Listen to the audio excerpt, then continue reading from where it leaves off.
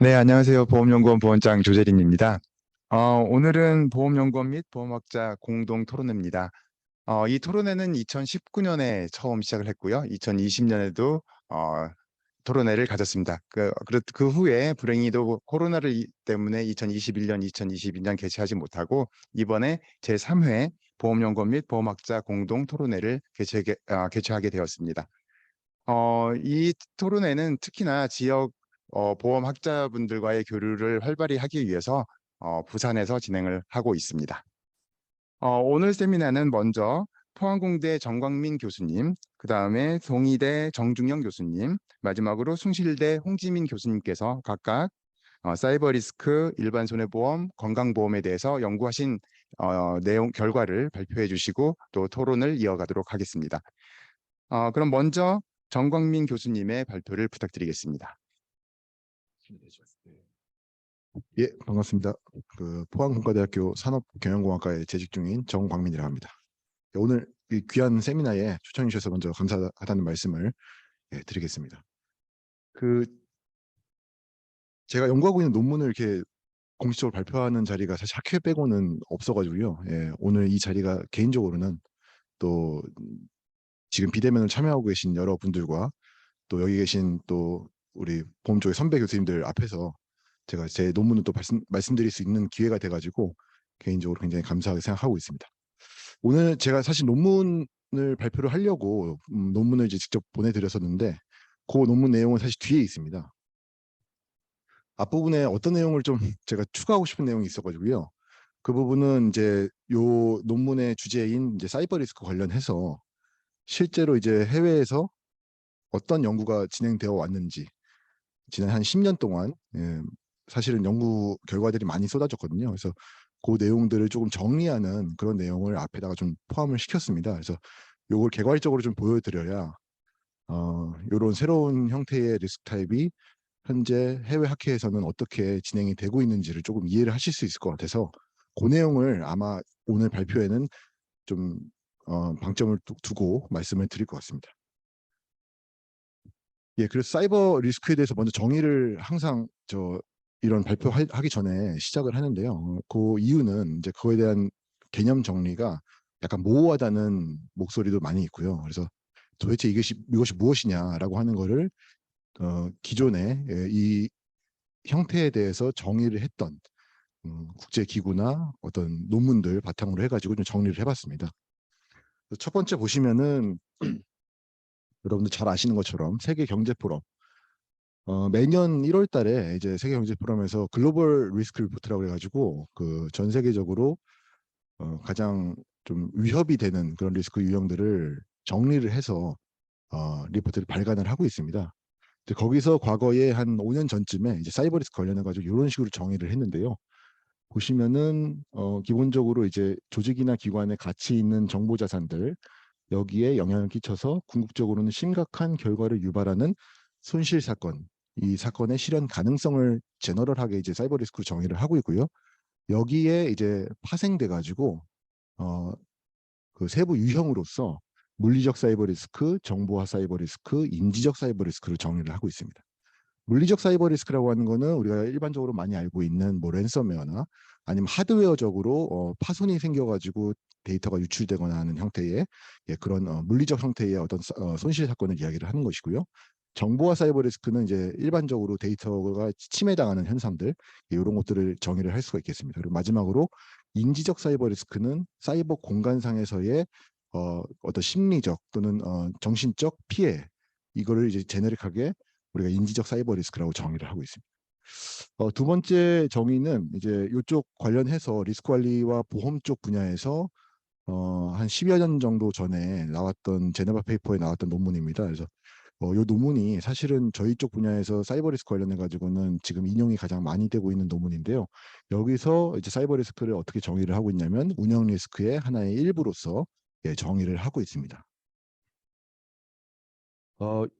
사이버 리스크를 일단 간략하게 정의를 좀 드렸고요. 그 다음에 이 사이버 리스크를 어떻게 우리가 분류를 할 수 있을 것인가 이제 이 문제로 넘어가야 되는데 이 분류에 대해서는 뭐 몇 가지만 제가 좀 가져와 봤습니다. 첫 번째는 이제 유럽 지역에서 여러 이제 보험사들의 CRO들이 모여서 매년 이제 리포트를 발간을 하고 있는데 이제 그쪽에서 사이버 리스크를 이런 형태로 이제 분류를 하고 있습니다. 보시면은 사이버 리스크의 이제 사고 유형부터 시작해서 원인, 그다음에 그 리스크를 유발시키는 주체가 누구인지, 그다음에 그 결과의 유형화를 통해서 개괄적으로 사이버 리스크를 정의를 하고 있고요.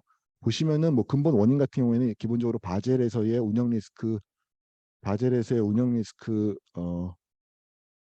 분류 체계를 이제 답습하고 있고, 이제 거기에 대해서 이제 좀 세부적으로 사이버와 연결되는 어떤 그런 리스크 요인들, 그다음에 결과 유형들을 정리를 하고 있습니다. 두 번째는 이제 최근에 나온 논문인데요. 이제 미넨 공과대학교에 있는 이제 보험 계리 쪽, 또 금융공학 쪽 연구팀이 굉장히 크게 있습니다. 이제 거기서 최근에 발간한 논문인데, 여기서 제가 요거를 가져온 이유는 상당히 분류한 체계가 흥미롭습니다. 우리가 이제 포트폴리오 이론에서 많이 이야기를 하는 이제 개별 사건, 개별 리스크에 대한 사이버 리스크를 분류를 유형화를 시키고 있고, 그다음에 시스템적 사이버 리스크 사건에 대해서도 유형화를 시키고 있습니다. 그래서 보시면은 이제 세로축에 크게 보면 한 3가지 정도의 사이버 리스크 유형을 분류를 해놓고, 특정 개별 조직 또는 기관에 영향을 미칠 수 있는 개별 사건과, 그 다음에 동시다발적으로 다수의 피해자를 양산할 수 있는 시스템적 사건으로 분류를 해서 공격 유형과 예상 결과를 정리를 해놓은 것입니다. 네, 그 외에도 제가 이제 재작년 말에 이제 보험연구원 연구 보고서를 통해서 정리했던 그런 유형 체계도 가져와 봤습니다. 이 체계는 카네기 멜론 대학의 이제 컴퓨터 공학과 안에 있는 연구팀에서 먼저 이제 한 10여 년 정도 전에 이 사이버 리스크의 분류 체계에 대해서 제안한 것이 있는데, 이제 그거를 조금 벤치마킹 해가지고 정리를 했습니다. 그래서 크게 보면은 대분류와 소분류, 그다음에 리스크 요인으로 분류화를 진행을 하고, 대분류는 아까 앞에서 본 것처럼 바젤 3 운영 리스크 요인들, 그다음에 소분류와 리스크 요인은 각각의 대분류 하에서의 리스크 유형들을 세분화시켜서 좀 더 구체적으로 어떤 형태의 리스크가 발생하고 있는 할 수 있는지를 과거 데이터를 통해 가지고 이제 정의를 하고 있습니다. 예. 그렇게 해서 4가지의 대분류, 그다음에 13가지의 소분류, 53가지의 리스크 요인으로 체계화를 시켰고요.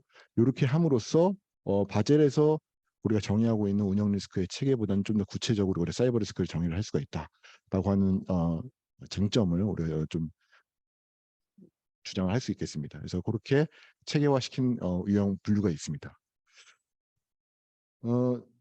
거기에 제가 이제 요 다음으로 소개를 드릴 것이 이제 지난 10년 동안 예, 제가 한 가지 슬라이드를 포함한 것이 있는데 그게 좀 빠져 있네요. 그 지난 10년 동안 이제 저희 리스크 관리와 보험 쪽 분야에서 사이버 리스크 관련해 가지고 연구 논문들이 이제 시작이 돼서 10년 동안 거의 폭발적으로 이제 연구 논문들 결과들이 쏟아지고 있는 상황인데, 맹점이 뭐냐면은 저희 쪽 분야의 지식만으로 요 리스크를 분석하고 시장화시키는 거에 한계가 좀 존재를 하는 것 같고요.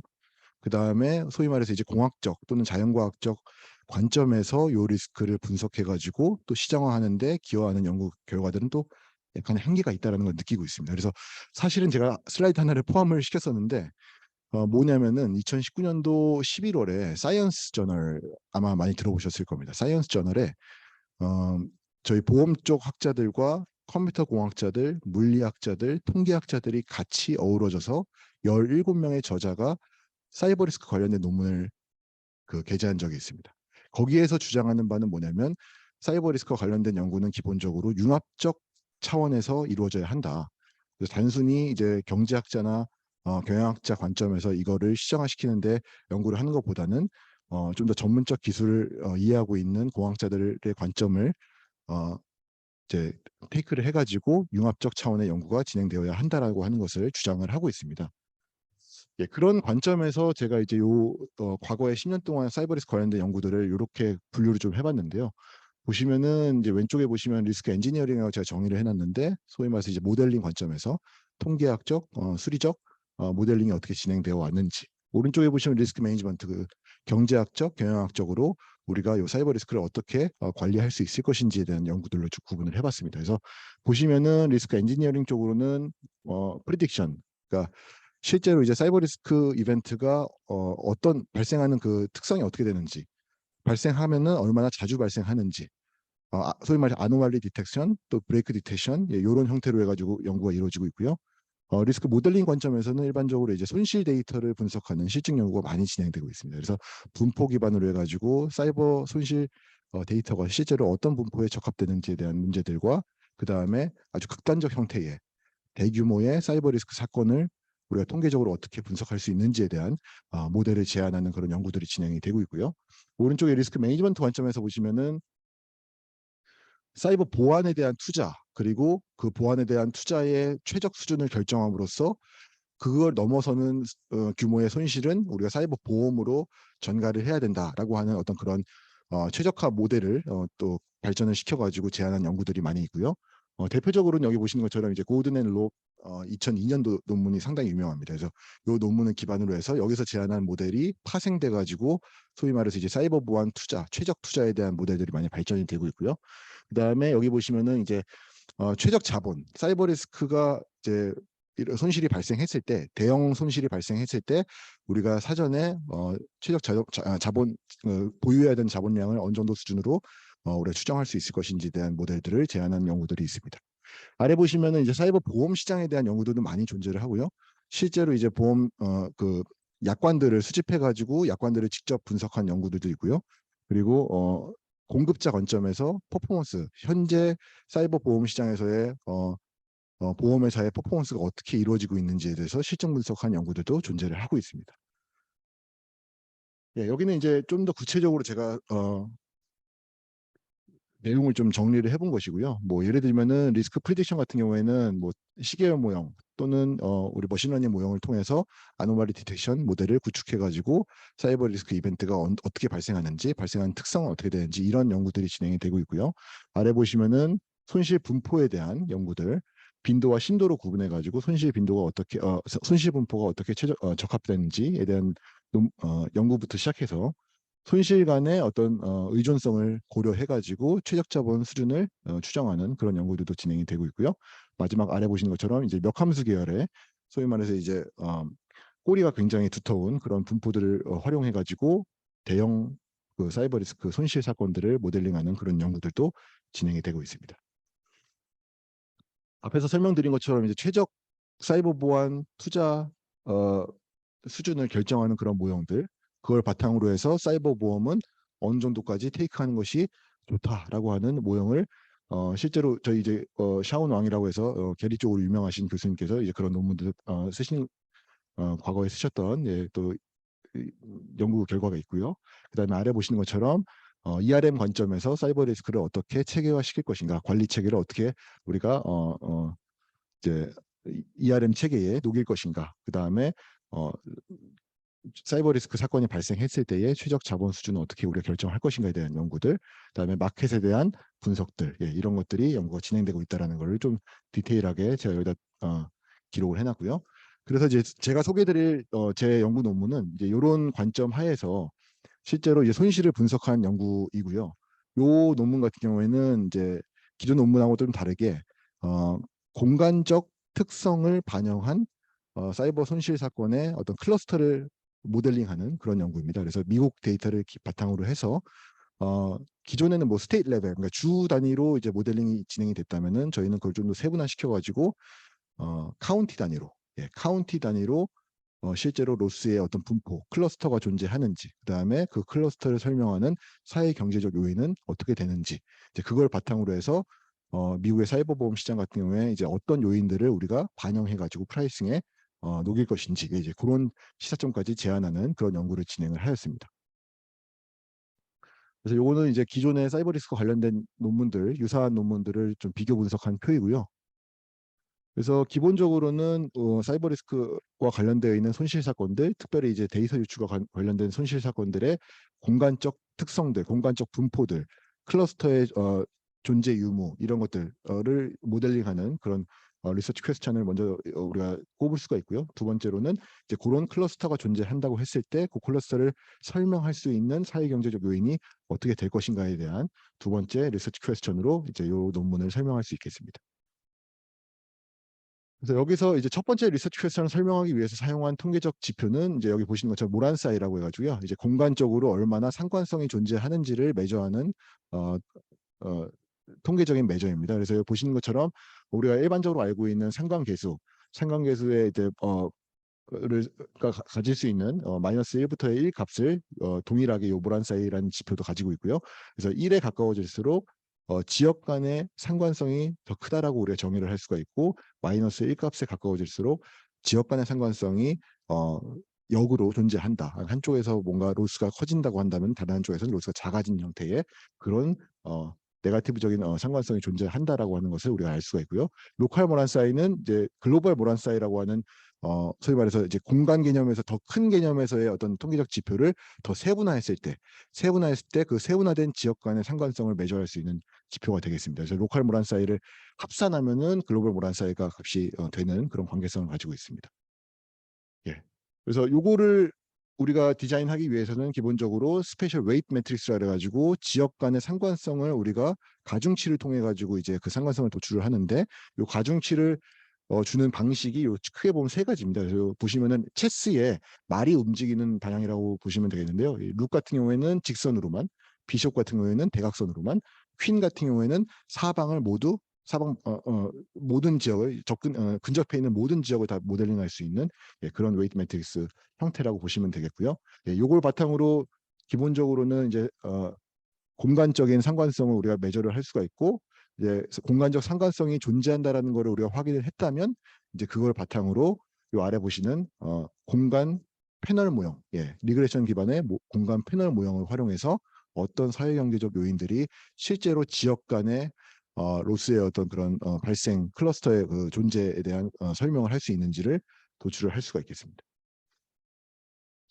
그래서 저희가 적용한 스페셜 패널 모델, 공간 패널 모형 같은 경우에는 이제 크게 보면 세 가지 정도 모델을 사용을 했고요. 에러 텀에 이제 상관성이 존재를 하느냐, 또는 이제 종속 변수의 상관성이 존재하느냐, 그 두 가지를 모두 커버하느냐에 따라서 요 세 가지 모형이 구분이 되고요. 이걸 바탕으로 해서 저희가 이제 사이버 리스크와 관련된 실증 데이터를 분석을 했습니다. 이 데이터 같은 경우에는 기존에 이제 요 콘텍스트에 있는 연구들이 많이 사용했던 데이터입니다. 그래서 이건 공공 데이터고요.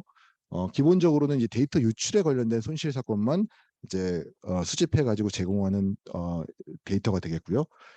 여기 보시면은 어떤 데이터 유출에 대한 리스크 타입을 유형을 보여주고 있는지를 이제 8가지의 유형으로 구분을 해놓고 있고, 그다음에 어떤 산업 유형이 해당 손실 사건에 해당되는지에 대한 정보도 제공을 하고 있습니다. 이 산업 유형이 상당히 중요합니다. 실제로 이제 사이버 보험 시장에서 프라이싱하는 알고리즘을 보시면은 어떤 산업에 속해 있느냐가 굉장히 큰 임팩트를 주는 것으로 이제 우리가 확인을 할 수가 있는데요. 그래서 산업을 크게 보면 8가지로 이제 구분을 해놨습니다. 거기다 추가적으로 저희가 사회경제적 요인을 모델에다가 넣기 위해서 미국에 있는 사회경제 관련된 데이터베이스 기반으로 해가지고 저희가 수집을 했고요. 그래서 보시는 것처럼 해당 카운티의 이제 인구, 그 다음에 그 수입, 평균 수입, 그 다음에 대표적으로 6개의 산업에 대한 거기 종사하는 사람들의 퍼센티지를 변수화 시켜가지고 저희가 이제 모델에다 적용을 했습니다. 파퓰레이션 같은 경우에는 기본적으로 저희 기존의 문헌을 이제 참고를 해가지고 인터넷 사용 정도를 프록시하는 그런 변수로서 저희가 사용을 했고요. 그다음에 인컴 같은 경우에는 기본적으로 그쪽에 얼마만큼 이제 빈익빈 구입구 차이가 어느 정도 되는지를 이제 매저할 수 있는 그런 변수로서 저희가 활용을 했습니다.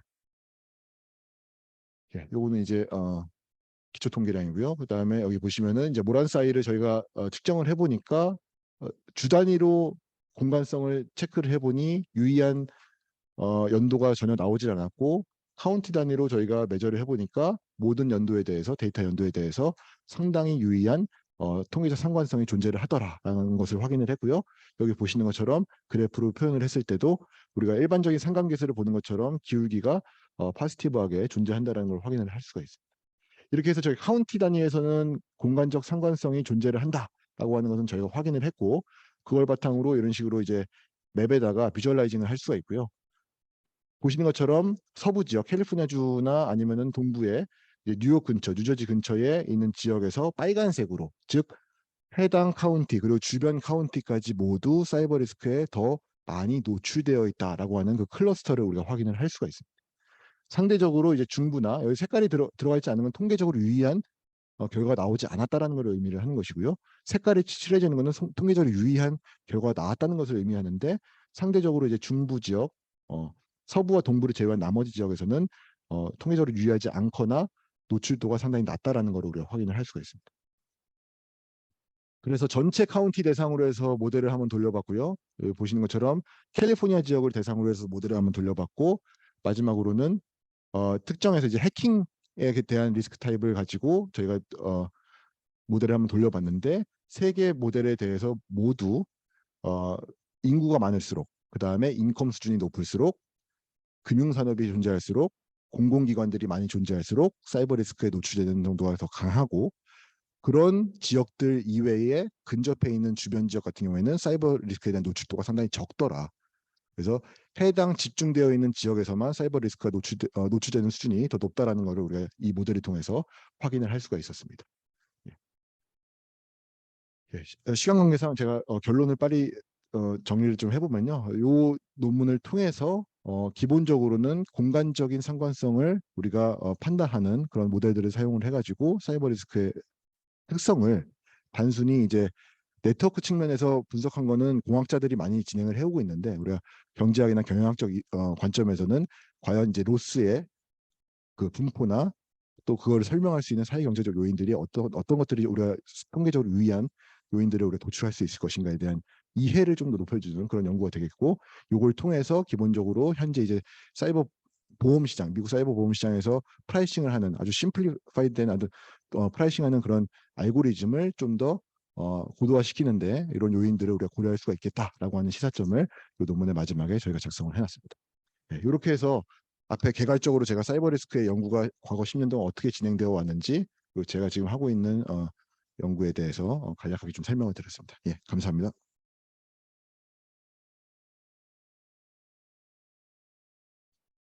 예, 정광민 교수님 발표 감사드립니다. 이어서 김원수 순천향대 교수님의 사회로 오태영 부경대 교수님, 포항공대 장봉규 교수님께서 정광민 교수님의 발표에 대해서 토론을 해주시겠습니다. 네, 김원수 교수님 부탁드리겠습니다.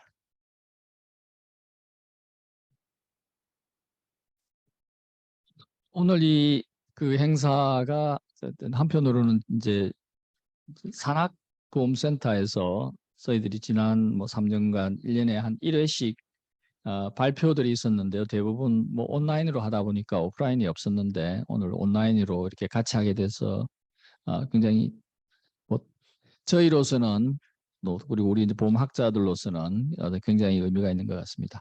자, 시간 더 이상 지체하지 않고요. 오늘 뭐 토론자들이 발표마다 2분씩 계셔서 5분 정도 토론을 하는 것으로 하고 플로어에서 의견 간단하게 받도록 하겠습니다.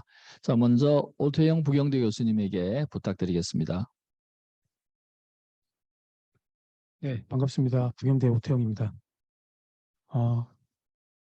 이렇게 재미있는 논문을, 흥미로운 논문을 제가 맡게 돼서 무한 영광으로 생각을 하고 있습니다. 특히 그 최근 챗 GPT 같은 이런 AI에 뜨거운 관심이 이제 쏟아지고 있는데 이 사이버 리스크에 대한 논문을 접하게 되어서 정말 흥미로웠고요. 사실 이 사이버 리스크 하면 해킹이 제일 먼저 떠오르고 뭐 개인의 정보 보호, 프라이버시 보호 이런 개인적 영역이 먼저 생각이 나는데 좀 더 넓은 영역, 뭐 금융 시스템이나 사회적인 영역에서의 관점을 고민해 볼 수 있게 만들어 주셔서 대단히 감사합니다. 발표자께서 장광민 교수님께서 그 앞쪽에서 그 논문의 흐름, 뭐 이렇게 짧게 흐름 같은 걸 말씀을 많이 해주셔가지고 저는 이제 요거를 아젤위원회하고 IAIS에서는 어떤 방식으로 접근하고 있는가에 대해서 잠깐 말씀을 좀 드리고 싶어서 마이크를 잡았습니다. 발표 논문에도 좀 언급이 되어 있지만 바젤위원회는 이제 사이버 위험을 글로벌 은행 시스템의 안전과 건전성에 대한 중요한 위협으로 인식을 하고 있고 2019년도부터 아마 대응을 많이 준비를 한 것 같아요. 사이버 리스크 관리에 관한 은행 지침 이런 것들도 발표를 하고요. 이 지침에서 살펴보면은 이제 강력한 사이버 리스크 대응 문화의 구축, 중요 자산, 그리고 시스템의 식별, 효과적인 보안 제어 및 사고 관리 프로세스의 구현, 그리고 사이버 리스크에 대한 지속적인 테스트, 검증의 필요성, 위험 관리의 다양한 측면들을 다각도로 다루고 있었습니다. 또 바젤위원회는 회원국 간의 협력, 정보 공유 이런 것들을 촉진시키는 여러 가지 활동들을 많이 하고 있는데 이런 걸 담당하는 그룹을 하나 만들었어요. CRCG라는 그룹을 하나 만들었습니다. 이 CRCG가 이제 전 세계 중앙은행 그리고 은행 감독관 포함하는 회원국 간의 협력, 정보 공유, 촉진하는 일들을 담당을 하고 있는데 구체적으로는 글로벌 사이버 위험 환경 모니터링 분석, 지침, 그 모범 사례 개발, 그리고 정보 공유 이런 것들을 구체적으로 하고 있습니다. 그래서 회원국이 사이버 사건 및 위협에 효과적으로 대응할 수 있도록 회원국 간의 정보 공유 조정들을 촉진을 하고 있고요. 사이버 사고 및 위협에 대한 정보 공유의 효과적인 사이버 위험 관리 관행이 포함이 되고 있습니다. 그러면 보험 사이드에서는 어떤 노력을 하고 있느냐? IAIS를 좀 살펴봤습니다. IAIS에서는 사이버 위험을 글로벌 보험 산업에 대한 또 심각한 위험으로 역시 인식을 하고 있었고요. 비슷한 시기, 그러니까 2018년 11월에 사이버 리스크 감독에 대한 애플리케이션 페이퍼라는 것을 발표를 하면서 보험 감독자에게 보험업계에서 사이버 위험을 식별, 평가하는 방법에 대한 지침을 제공하고 강력한 거버넌스, 그리고 위험관리 프레임워크의 필요성, 효과적인 사고 대응 계획 이런 관점에서 언급을 많이 하고 있었습니다.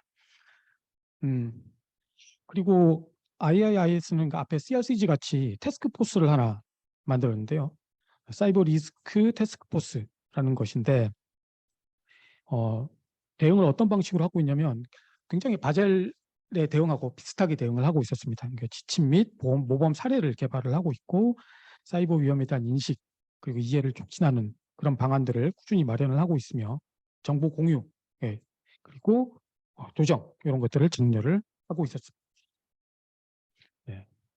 어떻게 보면 이제 바젤이나 IAIS나 거의 비슷한 방식으로 이 사이버 리스크에 대응을 하고 있었고 그 대응 방향이 사이버 위험에 대한 인식과 이해를 높이고 지침, 모범 사례를 제공을 하고 정보 공유와 조정을 촉진한다.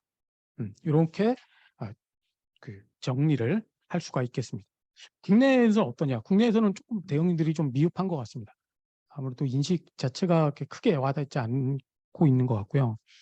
국내 금융산업의 경우는 이제 거래소나 이게 중앙 집중화된 인프라에 대한 의존도가 굉장히 높은 편이고 핀테크를 비롯한 IT 기술이 점차 고도화되는 점을 감안을 할 때 사이버 리스크 및 금융 안정성과 관련해서 국내 상황에 맞는 연구와 논의가 꾸준히 필요하다고 보고 있고 특히 사이버 리스크와 AI의 복합 리스크에 대해서도 이제 서서히 연구를 할 필요가 있지 않을까라는 생각을 해봅니다.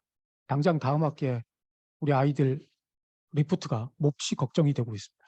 그 리스크에 어떻게 대응을 할까 고민을 많이 하고 있습니다. 이상입니다. 네, 감사합니다. 지금 규제 관점에서 어떻게 보고 있는지에 대해서 간략하게 그리고 앞으로 미래에 대한 걱정 말씀해 주셨고요. 이어서 장병구 교수님에게 토론 부탁드리겠습니다. 예, 저는 뭐 자료를 하나 준비했는데요. 예.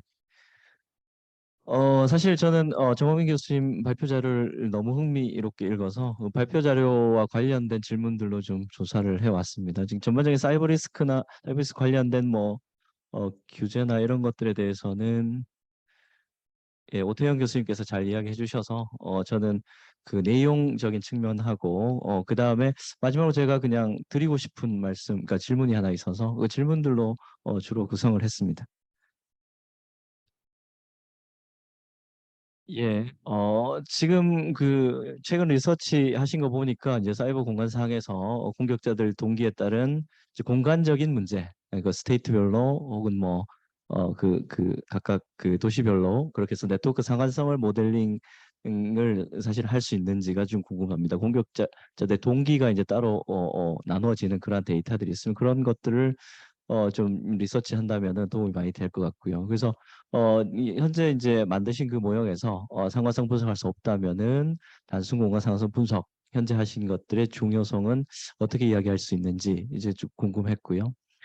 그 다음에 이제 이제 스페이셜 패널 모델 지금 쓰고 계시는데 그 설명 변수, 종속 변수 간의 가설이 정확하게 뭔지 좀 궁금한 점이 있고요. 그 다음에 스페셜 패널 모델의 가설은 이제 어떤 식으로 수립되는지 좀 설명해 주시면 제가 도움이 많이 될 것 같았습니다.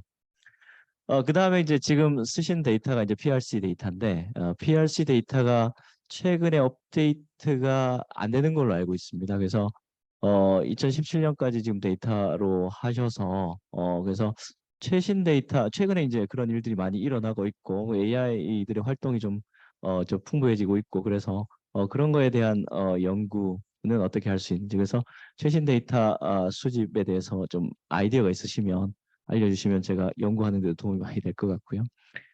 그 다음에 이제 그 지금 사이버 리스크와 관련돼서 공간적인 이야기 하셨는데 공간마다 이제 각 스테이트나 뭐 이런 지역마다 뭐 금융산업의 존재성, 그 다음에 소득 수준 같은 것들이 이제 다를 수가 있어서 이제 그런 것들의 연관성, 심지어 이제 IT 산업이 어떻게 발전했는지 이제 그런 것들도 밀접한 관련이 있고요. 그런 면에서 연관성을 고려할 필요가 없는지 있는지가 좀 궁금합니다.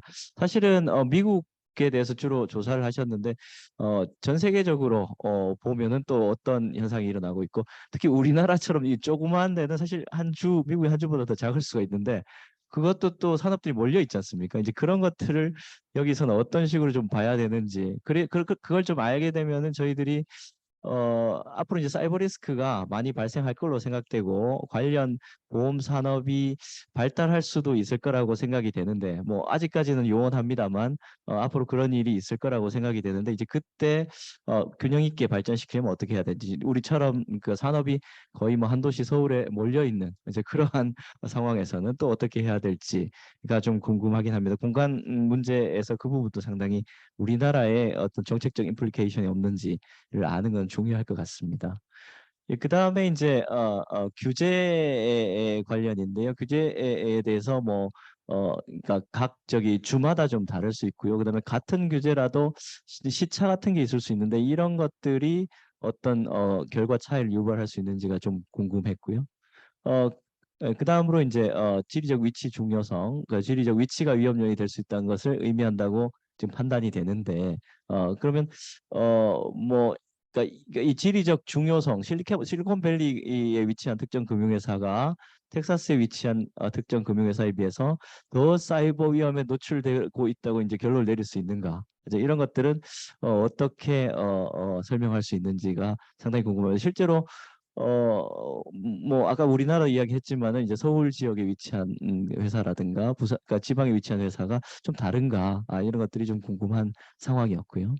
그다음에 이제 3,000개 카운티 중에서 145개의 카운티에 미국 인구 절반 이상이 집중되어 있는데 해당 결과가 극단적 값들로 도출되었을 가능성은 없는가? 이것도 이제 사실은 우리나라에 관련된 내용으로 좀 궁금했습니다. 그래서 여기에 대해서 간단하게 답변을 저는 들으면 상당히 실제로 나중에 이 사이버 리스크 연구를 이 보험 쪽으로 끌어와서 이제 산업을 발전시키는 도움이 되지 않을까 하고 생각했습니다. 이상입니다. 역시 그 아주 자세한 질문 그리고 질의 그리고 또 우리 장봉기 교수 본인 연구와 연관까지 시켜서 아주 좋은 그 지적이셨고요. 혹시 플로우에서 그 뭐 질문이나 코멘트 있으시면 그냥 손을 들고 말씀하시죠. 뭐 다 아시는 분이시니까. 없으십니까? 제가 하나 지금 안 하시니까 하나 물어보면 우리가 이제 사이버 리스크 만약에 저 정보 브리치 같은 경우도 일종의 범죄라고 볼 수 있다면 자 범죄에 대한 기회 비용이 사이버 리스크의 이 스페셜 공간적 코릴레이션의 관계는 없는지 예를 들면 특정 지역의 시큐리티 안보가 높은 지역과 또 안보가 낮은 지역 그다음에 두 번째는 이제 물론 이 사이버 리스크에 관련된 페널티가 페더럴 크라임일 수도 있지만 만일에 그게 스테이트 레벨로 혹시 스테이트 레벨의 페널티가 높고 낮음이 혹시 관련성은 없는지 제가 그 두 가지 질문 드리면서 정광임 교수님에게 리스판스 듣기로 하겠습니다.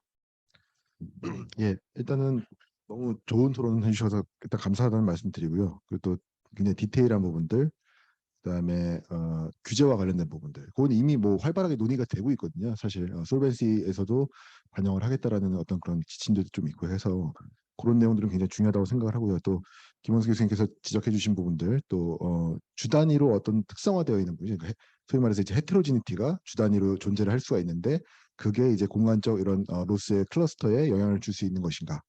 그 앞에서 이제 거기에 대한 대답만 좀 드리겠습니다. 시간이 많지 않기 때문에. 근데 그 주 단위로 실제로 이제 규제가 좀 다르긴 다릅니다. 그러니까 예를 들면 데이터 유출 같은 경우에는 그 공시를 해야 되거든요. 미국 같은 경우에. 근데 그게 주 단위로 공시에 대한 그 규제가 제정이 된 것이 연도별로 굉장히 다릅니다. 거기에 따라서 실제로 그 로스의 특성도 좀 달라질 수가 있거든요. 그러니까 그 말이 무슨 말이냐? 로스가 존재를 하는데 그 규제가 존재하지 않아 가지고 실제로 데이터화 되지 않은 케이스도 있어서 그렇게 되면은 연구 자체에서 데이터 바이어스가 존재할 수밖에 없거든요. 예.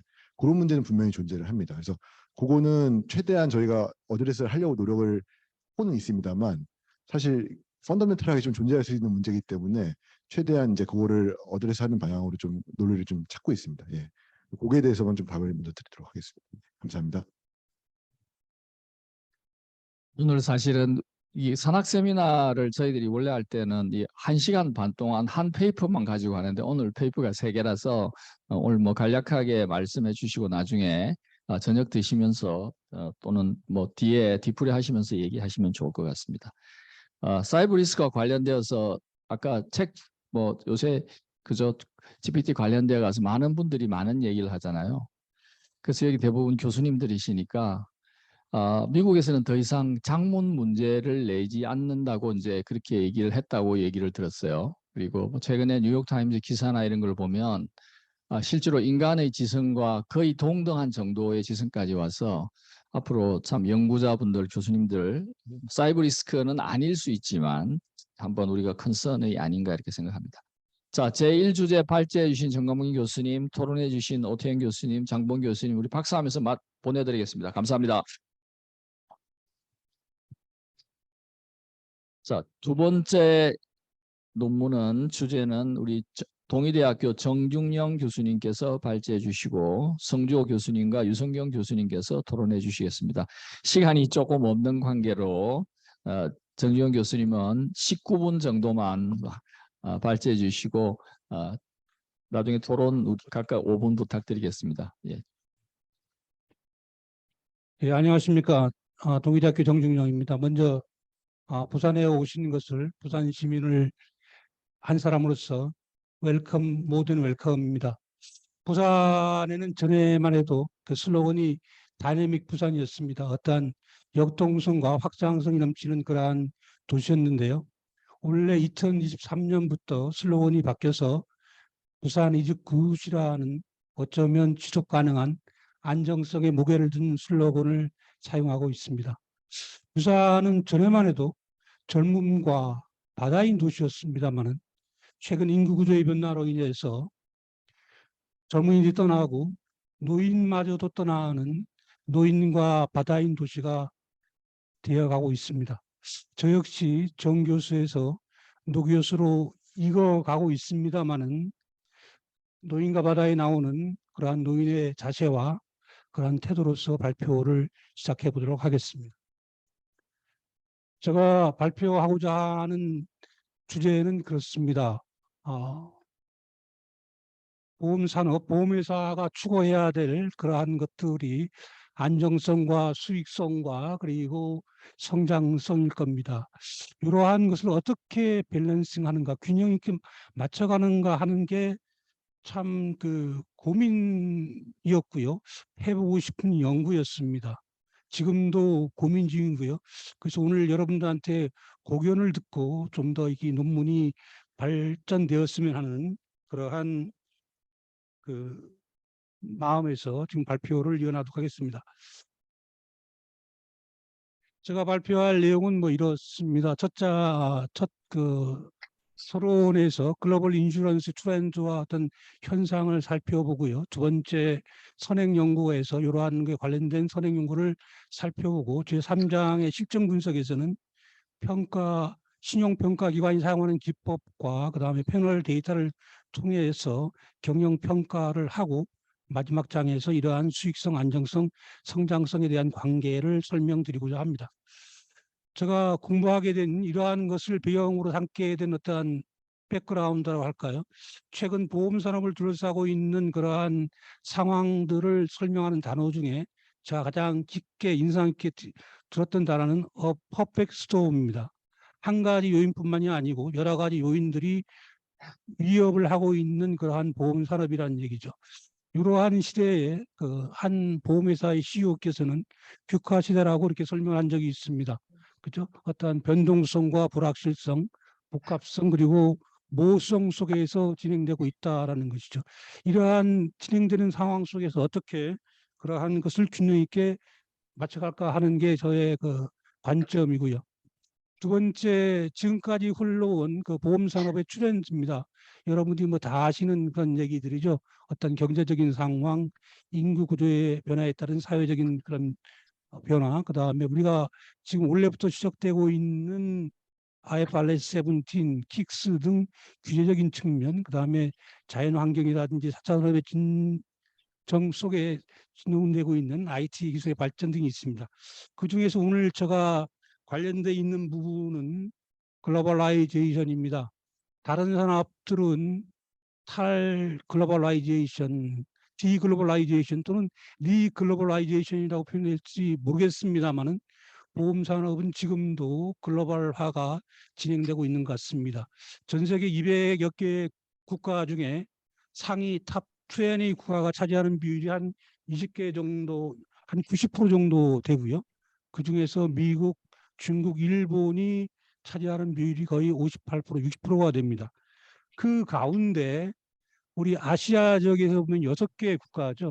중국, 일본, 그다음에 한국, 인도, 타이완, 홍콩 이러한 6개 국가가 탑 20 안에 속해 있으면서 차지하는 비율이 25% 정도 되고 있습니다. 이만큼 글로벌화가 아시아 쪽으로 점점 활발하게 진행되고 있다라는 점을 알 수 있겠습니다. 그러면 전 세계 그 보험 시장의 어떠한 성장성이라 할까요? 프리미엄 그로스로 보면 물론 코비드 19의 영향으로 인해서 조금 저성장되거나 정체되는 모습이 있습니다만은 손해보험인 경우에는 과거 7년간 5%의 연평균 성장을 기록을 했었고요. 그다음에 수익성 측면에서 보면 마찬가지 상황입니다만은 손해보험 쪽에서는 한 6% 정도의 연평균 성장을 하고 있는 그러한 모습을 보여주고 있습니다. 자, 여기 나와 있는 것은 제가 분석 대상으로 삼고 있는 미국, 한국, 그다음에 일본의 보험 덴시티하고 페네트레이션에 관한 그런 자료인데요. 하시고요. 자, 두 번째는 선행 연구에 관한 것입니다. 보험회사의 수익성과 안정성, 성장성은 매우 중요한 과제이기 때문에 여기에 대한 선행 연구들도 꽤나 되는 것 같습니다. 제일 처음에 보면은 수익성에 미치는 성장성에 관한 그러한 연구들입니다. 크게 두 가지로 대변됩니다. 하나는 성장성이 수익성에 영향을 미친다는 그런 긍정적인 측면과 부정적인 측면인데요.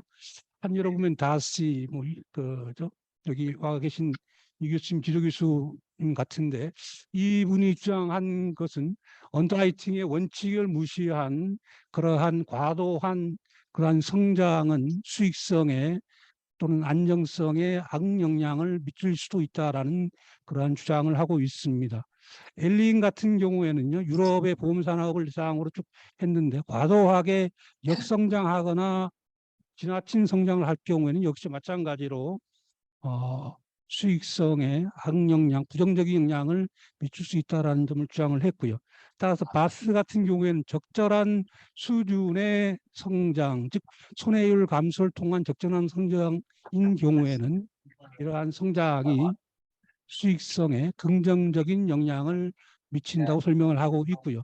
반대인 경우가 그린하고 데빈슨입니다. 이 경우에는 성장성은 마켓시어 시장주의라든지요 또는 코스트 이피션시를 통해서 성장성은 수익에 기여한다라는 그런 설명을 하고 있습니다.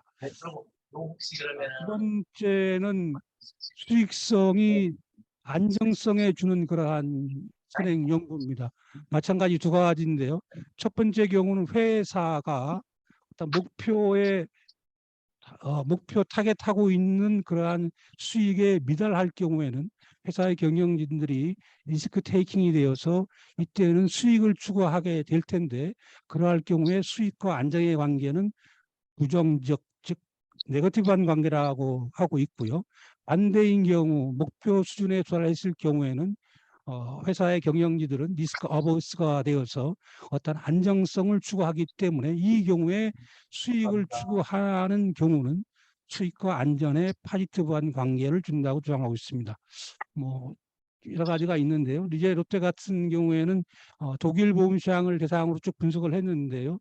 어떠한 결론을 내고 있냐면 성장과 수익성의 관계는 긍정적인 관계다. 반대인 경우에는 안정과 수익성의 관계는 부정적인 그런 관계를 준다고 주장을 하고 있습니다. 세 번째는 실증 분석에 대한 내용입니다. 실증 분석에서 첫 번째는 제가 AM 베스트 레이팅에서 사용하고 있는 기법을 통해서 세 나라의 경영 평가를 실시해 보았습니다. 근데 제가 노인과 바다 얘기를 했는데요. 노인이 고기를 잡다가 어려운 난관에 부딪힌 것처럼 저도 이 연구를 하다가 난관에 부딪혔습니다. 뭐냐 하면 다름이 아니고 그 RS-17이 벌써 우리나라에 도입돼서 실시가 되고 있고, 작년에 회계가 아마 다음 달 초쯤 돼서 17의 각주를 달고 나올 걸로 알고 있습니다. 그런데 제가 물론 이 대상은 19년까지 2010년부터 19년까지 10년간 데이터를 사용을 하다 보니까 거기에는 상관이 없지만, 참고로 우리나라의 데이터는 원가를 기준으로 한 데이터를 사용했다는 점을 먼저 말씀을 드립니다.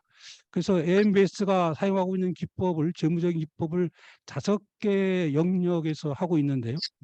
성장성 부분, 효율성 부분, 그 다음에 수익성 부분, 그 다음에 안정성 부분, 그 다음에 유동성 부분에서 이렇게 쭉 하고 있습니다. 이러한 그 변수들을 갖고요. 예를 들면 성장성에서는 보험료, 자본 성장성, 그 다음에 효율성에서는 합산 비율이죠. 합산 비율은 낮으면 낮을수록 좋다는 것을 유념하면서 저의 그 설명을 드리시면 좋을 것 같고요.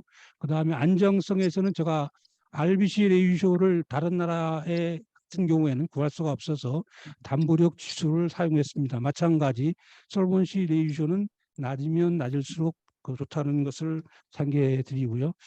그렇게 해서 5가지 영역에서 쭉 계산을 해 보았더니요. 우리나라 같은 경우에는 보험료 성장이라든지 자본 성장에서 상대적으로 우수한 면을 보여주고 있습니다.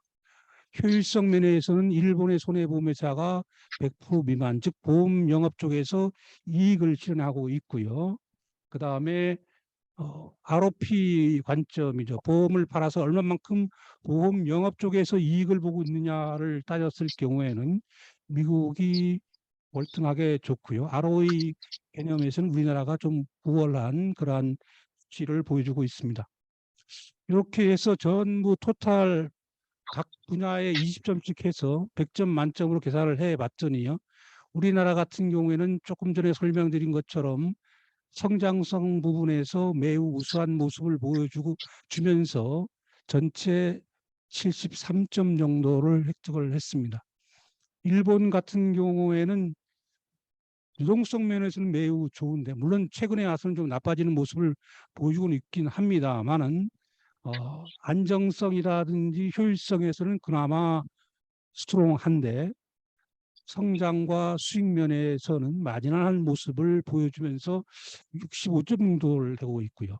미국 같은 경우에는 모든 분야에서 다 강한데 성장성 면에서는 페이버러블한 모습을 보여주면서 80점 정도의 모습을 보여주고 있습니다. 이러한 것을 제가 왼쪽에는 도표를 그려봤고요. 오른쪽에는 제가 2000년도 초 데이터를 통해서 한번 10년 전에 분석을 해봤는데, 제가 굳이 말씀드리는 이유는 뭐냐 하면 그 당시에 우리나라가 64점 정도였습니다. 64점 정도였는데요. 일본이 7점이었고 미국이 85점이었는데, 이러한 현상이 바뀌어서 우리나라가 일본을 능가하는 그러한 모습을 보여주고 있다라는 그런 얘기입니다. 자, 두 번째는 패널 데이터를 통한 그런 패널 분석입니다. 물론 마찬가지 2010년부터 19년까지 세계 국가의 손해보험 자료를 갖고 분석을 했습니다. 수익성 면에서는 단기 순이익, 그다음에 성장성 면에서는 보험료, 그다음에 안정성 면에서는 담보력 지수를 갖고 분석을 해 봤는데요. 제일 처음에 단기 순이익을 종속 변수로 한 그러한 분석을 해 봤더니 단기 순이익에 영향을 미치는 것은 어떠한 성장성이 아니고 profit to, 즉 투자 수익이라는 점입니다. 즉 보험회사들이 보험 영업을 하는데 손해보험인 경우에 하는 경우에 보험 영업 쪽보다는 투자 수익을 통해서 보험회사들이 성장하고 있다라는 그러한 걸 발견했고요. 또 하나 재미있는 거는 세이프티 원인데요. 세이프티 원은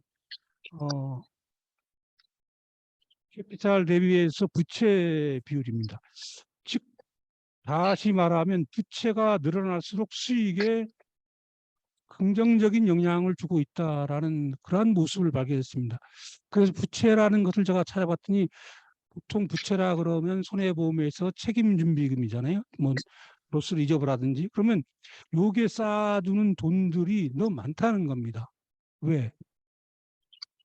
투자 재원을 마련하기 위해서 그렇다는 거죠. 즉 오렌 버핏이 플로팅 그런 개념에서 손해보험회사들이 보험 영업보다는 보험 영업을 통해서 들어온 돈을 갖고 쪽에 쌓아두면서 부채에 쌓아두면서 그걸 투자해서 수익을 올리는 일부 회사들도 있다라는 그런 얘기입니다. 그리고 당연히 담보력 지수와 수익성 관계에는 안전한 회사일수록 더 발전하는 그런 모습, 즉 담보력 지수가 낮으면 낮을수록 더 안전하기 때문에 이제 그렇다는 모습을 보일 수가 있고요. 두 번째는 성장성을 보유보험료로 놓고 그 다음에 종속 변수로 한 다음에 상관 분석을 해봤더니요. 원웨이 픽스 모델이나 또는 투웨이 확률 모델 둘 다 안정성이 중요한 영향을 미치고 있다라는 그러한 그 결론에 도달했습니다. 자, 세 번째는 솔ven시 레이쇼를 종속 변수로 해서 쭉 분석을 해봤더니요. 안정성에 영향을 미치는 것은 그로스2, 즉 캐피탈의 증가와 그 다음에 단기 순이익, 투자 수익, 그 다음에 세이프티 원 이러한 것들이 솔번시, 즉 안정성에 중요한 영향을 주고 있다고 이렇게 저 나름대로 분석을 해봤습니다. 그래서 이러한 것들을 쭉 분석을 통해서 제가 얻은 결론들입니다. 한마디로 하면 요 그림으로 표현될 수가 있는데요.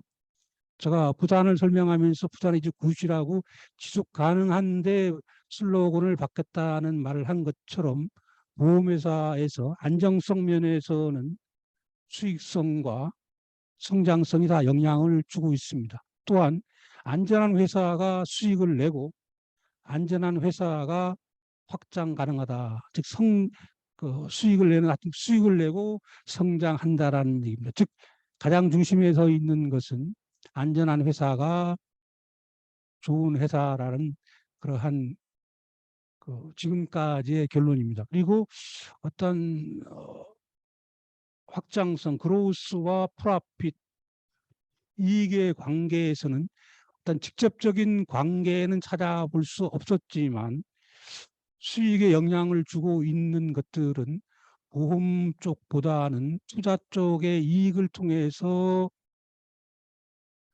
단기 순이익을 올리고 있고 따라서 그렇게 하는 재원을 마련하기 위해서 차입을 하거나 또는 보험료를 과도하게 팔 경우에는 안정성에 그렇게 썩 좋은 면을 끼치지 않는다라는 의미에서 아까 선행연구에서 말씀해드렸던 어떤 언더라이팅의 원칙을 무시한 그런 성장은 수익에 거의 도움이 되지 않는다라는 그러한 결론을 낼 수가 있었습니다.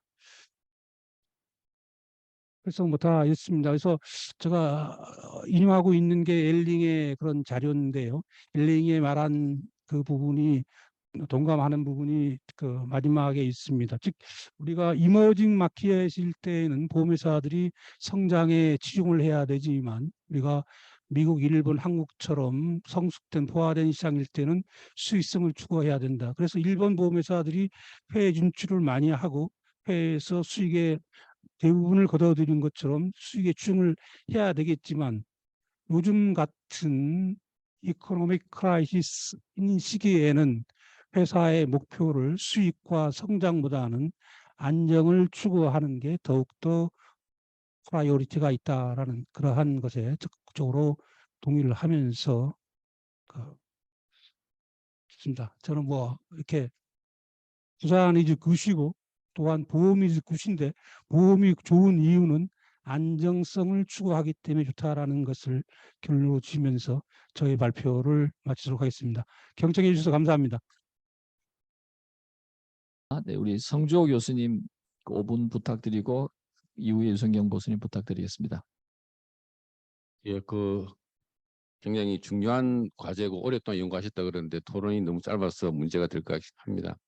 근데 우리가 일반적으로 텍스트북상에서 이야기하는 그걸 다시 한번 더 검증하는 단계라고 봐집니다. 뭐 여러분 잘 알다시피 인생이 GPS 아니겠습니까? 뭐 글로벌 포지셔닝 시스템이라고. 근데 우리가 나아가는 방향을 제시하는 게 GPS인데 여기도 처음에 이제 성장 위주로 갈 때 초기 단계에는 G, 그로스 양적 성장을 하는 것이 너무 당연하고요. 그다음에 이제 중국의 경우일 것 같고, 그다음에 P가 뭐냐면 이제 프라티빌리티니까 수익성이겠죠. 수익성으로 갔다가 그다음에는 아무래도 이제 이 세이프티인데 그게 이제 뭐 시스템이겠죠. 그래서 GPS로 발전하는 건 너무 당연한 것이고요.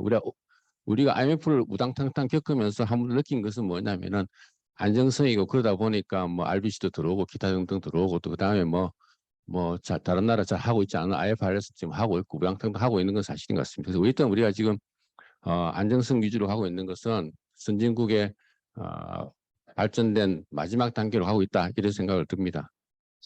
그다음에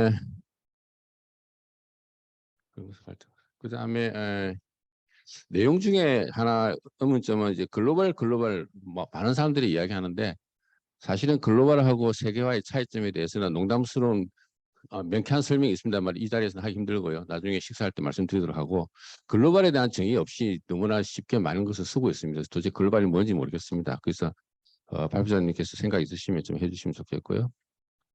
그다음에 그 말씀은 진짜 맞는 것 같아요. 우리가 IMF를 우당탕탕 당하다 보니까 RBC 비율도 150%라고 과도하게 설정하고 있는 데다가 우수한 그 인슈런스 펀드를 갖고 있는 대형사들은 뭐 거의 300%를 갖고 있습니다. 그러다 보니까 보험산업은 투자를 하는 종합금융산업이 아니라 그냥 보험만 하는 산업이라고 생각하는 인식이 너무 강하고 그다음에 보험업계에 계시는 대부분의 사람들은 채권 운용력은 상당히 전문 지식이 있는데 그 기타 등등은 거의 없고 하물며 그걸 전문적으로 운영할 수 있는 자산운용사를 가지고 있는 회사들은 삼성생명 정도? 그 정도죠. 대부분의 대형 보험사들의 외국 같은 경우에는 제일 먼저 생각하는 것이 굉장히 우수한 자산운용사를 M&A를 이제 성공시키면서 글로벌라이제이션으로 나아가는 전략을 쓰는데 우리 같은 경우에는 뭐 회사의 자산운용사는 뭐 이쪽 사도 이용하고 저쪽 사도 이용하고 펀드 팔기 바쁘고 그러니까 전혀 어떤 그 보험사에 맞는 카스터마이즈되어 있는 에셋 매니지먼트를 하고 있지 않다. 그러다 보니까 우리는 투자 수익률이 상당히 문제가 된다. 그래서 앞으로는 우리가 너무 안정성으로 가다 보니까 중간 단계의 수익성이라는 부분을 상당히 놓쳤다라고 하는 것이 이 발표를 통해서 우리가 좀 한번 더 느끼게 될 부분입니다. 정확하게 말씀드리면은 보험권에 정말로 투자, 에셋 매니지먼트 할 수 있는, 물론 구체에 뭐 연동되어 있는 에셋 매니지먼트인지 혹은 뭐 전문적으로 하든지 간에 정말로 우리가 좀 더 안타깝게 생각하는 것은 전문가가 상대적으로 상당히 없다는 말씀입니다. 그러다 보니까 우리는 항상 보수적으로 채권 위주가 어떻게 되니, 부채와 자산의 듀레이션이 어떻게 되니 이런 아주 고전적인 이야기에서 벗어나지 못하는 그런 한계에 있다는 말씀을 드리고 싶고요. 그다음에 글로벌하게 성장하기 위해서 들었던 이야기 중에 하나는 ROE 자체가 한 2자릿수 정도 돼야만이 글로벌 경쟁성이 있는데 우리는 ROE가 2자리가 아니라 거의 반토막 수준 돼 있는 거거든요. 그것도 보면은 결국은 우리가 분명한 거는 150% 매칭시키고 나머지 RBC 여유 잡으면은 좀 더 장기적이고 좀 더 때에 따라서는 공격적인 이렇게 하면서 투자 수익을 올림으로써 수익성을 한 번 더 검증받고 그 다음에 이제 안정성으로 가는 그런 어떤 트랙을 한번 다시 한번 생각해 볼 계기가 되었다. 이 논문은 그런 걸 상당히 강조하고 있는 것 같습니다. 감사합니다. 이어서 현 교수님에게 부탁드리겠습니다. 예, 정 교수님 발표 잘 들었습니다. 워낙 뭐이 선진보험사 사례라든지 이런 보험 경영 쪽에는 워낙 또 많은 연구를 하셔가지고 뭐 제가 그 연구 결과에 대해서 뭐 이렇다 저렇다 코멘트할 건 없다고 생각합니다. 너무 재밌게 발표 들었고 저도 그렇게 생각합니다. 저도 뭐 로이즈라든지 일본 보험사 사례 이런 부분에 관심을 많이 가지고 있고 손해보험사 특히 손해보험사의 지속 가능한 그런 발전을 위해서는 수익성, 안정성, 또 성장성 이 세 가지 모두가 중요한데 과연 어떤 것을 목표로 더 주요 타겟으로 할 거냐 이거는 정말 경영자들이 고민하고 또 고민할 사항이라고 생각을 합니다. 특히 정 교수님 발표 중에 높은 성장 추구는 수익성과 안정성에 오히려 해가 될 수 있다. 저도 그 상당히 공감을 하고 특히 최근에 일본의 보험사는 뭐 일본에서 공부를 했으니까 일본 사례를 예를 든다면 그 정 교수님이 예를 드셨던 결론으로 포화된 시장에서는 수익성이 중요하다. 그만큼 안정성을 중요시해야 된다 이렇게 말씀을 하셨는데 지금 최근에 그 일본 손보사들은 다 아시겠지만은 그 동경해상이 로이즈에 진출해서 아주 좋은 성과를 거두고 싱가포르 뭐 일본 손보재팬이라든지 일본 보험사들이 적극적으로 그 해외에 진출을 하고 있습니다. 자, 그렇다면은 이런 포화된 시장에서 안정성을 추구한다는 관점에서 봤을 때 과연 일본 손해보험사들이 이런 해외 새로운 시장 개척을 위해서 공격적 경영을 하고 있는 부분에 대해서는 과연 이게 일본도 일종의 지금 교수님이 제안하신 그 결과 이런 부분에 보면 일종의 좀 포화가 되었다라고 볼 수 있지 않습니까? 그런데 이런 부분에서 과연 수익성을 일본 보험사들이 수익성을 중요시한다라고 우리가 볼 수 있는지 그런 좀 의문이 하나 갑니다. 그리고 또 일본의 그 사례지만은 그 페이지 15페이지에 교수님 자료에 보시면 그 성장성이 한국이 17.87, 일본이 9.50. 그래서 뭐 생명보험을 고려한다면 당연히 저는 이 수치에 대해서 인정을 하겠습니다만은 물론 뭐 엠베스트 자료를 토대로 이걸 하신 거지만은 저는 그 한국이 그 일본보다 지금 상당히 높은 성장성을 나타나고 있습니다.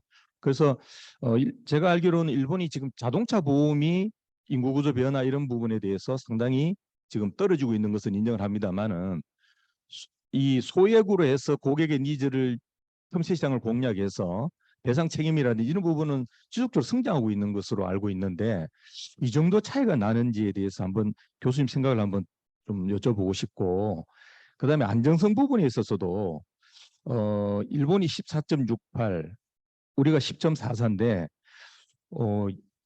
저희 나라도 뭐 우리 보험사들이 부담하는 예금보험 요율이라든지 이런 걸 고려하면 일본 보험사와 거의 대등한 수준이 아니겠나라는 생각을 하는데 그 두 가지에 대해서 좀 의문점이 가서 교수님께 한번 여쭤보고자 합니다. 그래서 마지막으로 제가 한 말씀 드리고 싶은 것은 이런 성조 교수님도 말씀하셨지만 이 손해보험사들의 국제화 이 부분은 뭐 매우 중요하다라고 생각을 하고 한 가지 제가 강조하고 싶은 것은 최근에 우리 국내 보험사들도 뭐 로이즈도 진출하고 싱가포르하고 합니다만은 보다 좀 더 동남아 시장 베트남이라든지 라오스라든지 캄보디아라든지 이런 인도네시아라든지 이런 부분에 좀 더 우리가 좀 집중적으로 시장을 분석하고 좀 검토해 볼 필요가 있다고 저는 생각합니다. 이상입니다. 네, 두 분 교수님 감사합니다. 혹시 플로어에서 코멘트나 질문 혹시 있으십니까? 예, 마이크 이봉주 교수님한테 부탁드리겠습니다. 발표 잘 들었습니다. 경희대학교 이봉주인데요. 우리 정 교수님께 일본의 수익성과 관련돼서 제가 몰라서 그런데 ROE가 보면은 제일 낮은 걸로 이렇게 나오고 있거든요. 근데 일본 손해보험사는 통상 보면은 자동차 보험 쪽이 뭐 과반수 비중을 갖고 있고 거기서 안정적인 이익이 나오고 그러다 보니까 일본 보험사들의 합산 비율은 전반적으로 100% 아래더라고요. 그리고 또 아까 말씀하신 것처럼 해외 진출도 성공적으로 하는 것 같고 뭐 투자라든가 이런 걸 생각해 보면 그게 ROE가 낮은 것이 이들의 순자산, 자기 자본이 너무 커서 그렇게 낮은 것인지 제가 좀 과문해 갖고 한번 상황을 여쭤보고 싶고, 그 다음에 개인적인 해외 투자, 해외 비즈니스와 관련돼서 생각을 해보면 우리나라 선보사가 한 8년 전, 9년 전 그맘때 미국 시장에서 현지화를 한다고 그랬다가 상당한 손해를 보았던 그런 실제 사실이 있죠.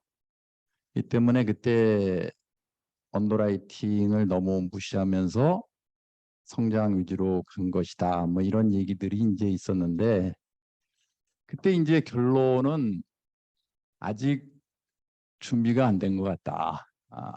어떤 경영진의 관점이라든가 실무 선의 이제 역량이라는 그런 측면에서 볼 때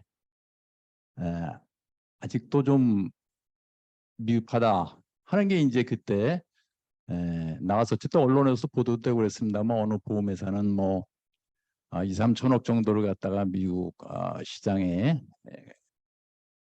썼습니다. 한국에서 벌어갖고. 그래서 제 생각에는 오히려 실력이 안 되는데 괜히 해외 나가려고 그러지 말고 진짜 중요한 건 사실 그런 역량 있는 건 대형 회사들인데 대형 회사들이 해외 투자를 차라리 하는 게 낫겠다. 거기에서 좀 수익성 올리는 게 낫겠다 하는 그런 생각을 손보업계를 관찰하면서 제가 개인적으로 갖는 그러한 판단입니다. 네, 감사합니다. 네, 감사합니다. 그러면 전체적인 코멘트 리스판스를 정진영 교수님에게 부탁드리겠습니다. 예, 지금이야 조금 진정이 됩니다. 아까 발표를 빨리 시간상 너무 빨리 하는 바람에 조금 이제야 조금 여유가 들어왔는데요. 먼저 그 두 분 코멘트 하신 분하고 우리 이봉주 교수님께 먼저 감사드리면서 답변을 드리겠습니다. 첫 번째 성조 교수께서 지적하신 글로벌라이제이션이라는 게 도대체 어떻게 정의를 내리고 있느냐 이렇게 질문을 먼저 하셨는데요. 제가 알고 있는 바로는 타 회사, 타 국에 진출을 해서 그 나라의 마켓시어의 1% 이상을 점하는 그런 회사는 글로벌라이즈 된 회사라고 그렇게 문헌에서는 정의가 되고 있고 그런 관점에서 답을 드리겠습니다. 그리고 두 번째 ROE가 10% 이상이 안 되고 있어서 저조한 모습을 보인다는 말씀을 했는데 동의는 했는데 이 ROE 개념이 지금 단기 순이익하고 자본의 관계지 않습니까? 그럼 반드시 모든 나라가 그런 건 아닌데 우리나라 같은 경우에 단기 순이익의 자본인데 단기 순이익이 안 일어나는 이유는 뭐가 있냐면 우리나라 같은 경우에는 손해율이 높아서 그렇습니다. 그래서 보니까 단기 순이익이 떨어지는 그러한 모습이고요. 그다음에 마찬가지 얘기인데 이봉주 교수님 말한 그 ROE 일본 같은 경우에는 둘 다입니다. 자본과 단기 순이익이 10년간, 제가 부족한 10년간은 변동이 거의 없어요. 다 변동이 없기 전에는 10% 이상이 되었습니다. 근데 10년 동안 분석한 데에는 단기 순이익 측면이나 자본 면에서 큰 변동이 없다는 얘기죠. 그게 무슨 말이냐면 우리나라보다 단기 순이익이나 자본에 비해서는 훨씬 높은 금액은 높지만 10년간 변동 사항에서 볼 때는 둘 다 큰 변동이 없기 때문에 그 ROE도 그렇게 큰 변동이 없이 5% 정도에 된다고 이렇게 말씀드릴 수가 있겠고요. 그 다음에 유 교수님 말씀하신 아까 일본에서 수익성 왜 이렇게 낮으냐 이렇게 말씀을 했는데 그런 같은 맥락입니다. 즉 보험용업 쪽에서는 합산 비율이 100% 미만이기 때문에 이익을 보고 있는데 반해서 ROE 쪽에서 5% 정도가 되는 걸 4.93으로 기여를 하고 있는데요.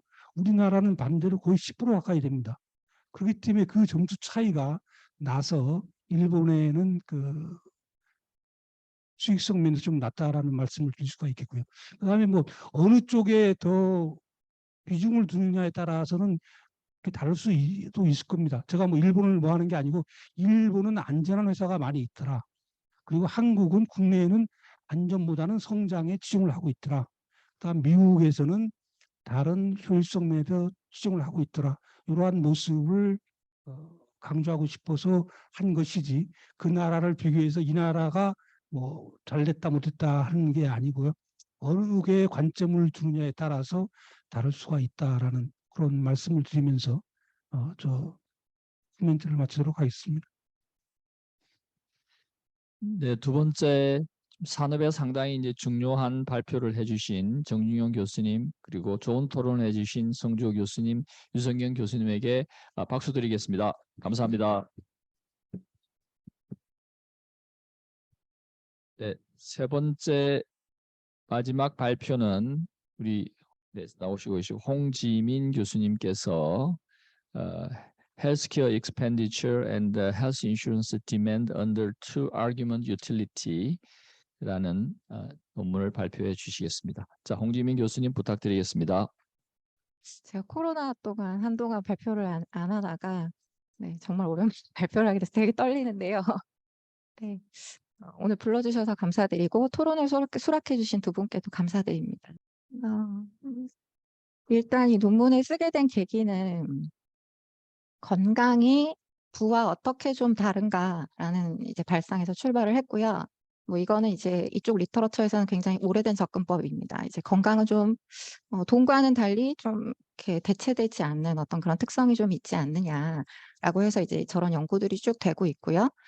그렇다면 이런 건강의 특성을 반영해서 건강보험의 수요에 대해서 연구를 좀 해야 되는데 이런 건강보험의 특성상 이렇게 어떤 건강의 손실뿐만이 아니라 이제 저희가 일단 좀 흔히 좀 손해보험의 한 형태로 보기도 하지만 이렇게 어떤 부의 손실만으로 보기는 어렵고 대체되지 않는 부분이 있기 때문에 이 두 가지 리스크를 함께 고려해야 된다라는 연구들이 있습니다. 그래서 이런 특성을 반영해서 본 연구에서는 이제 흔히 이제 저희가 이제 많이 사용되는 부라는 단일 함수에 의존하는 효용함수가 아니라 저희가 이제 C라고 쓰고 있는 거는 돈이고요. 머니터리 부분이고 A라고 쓰고 있는 부분은 이제 건강, replaceability가 없는 떨어지는 이제 건강으로 이루어지는 이런 두 개의 이 컴포넌트를 가진 효용함수를 고려를 하도록 하겠습니다.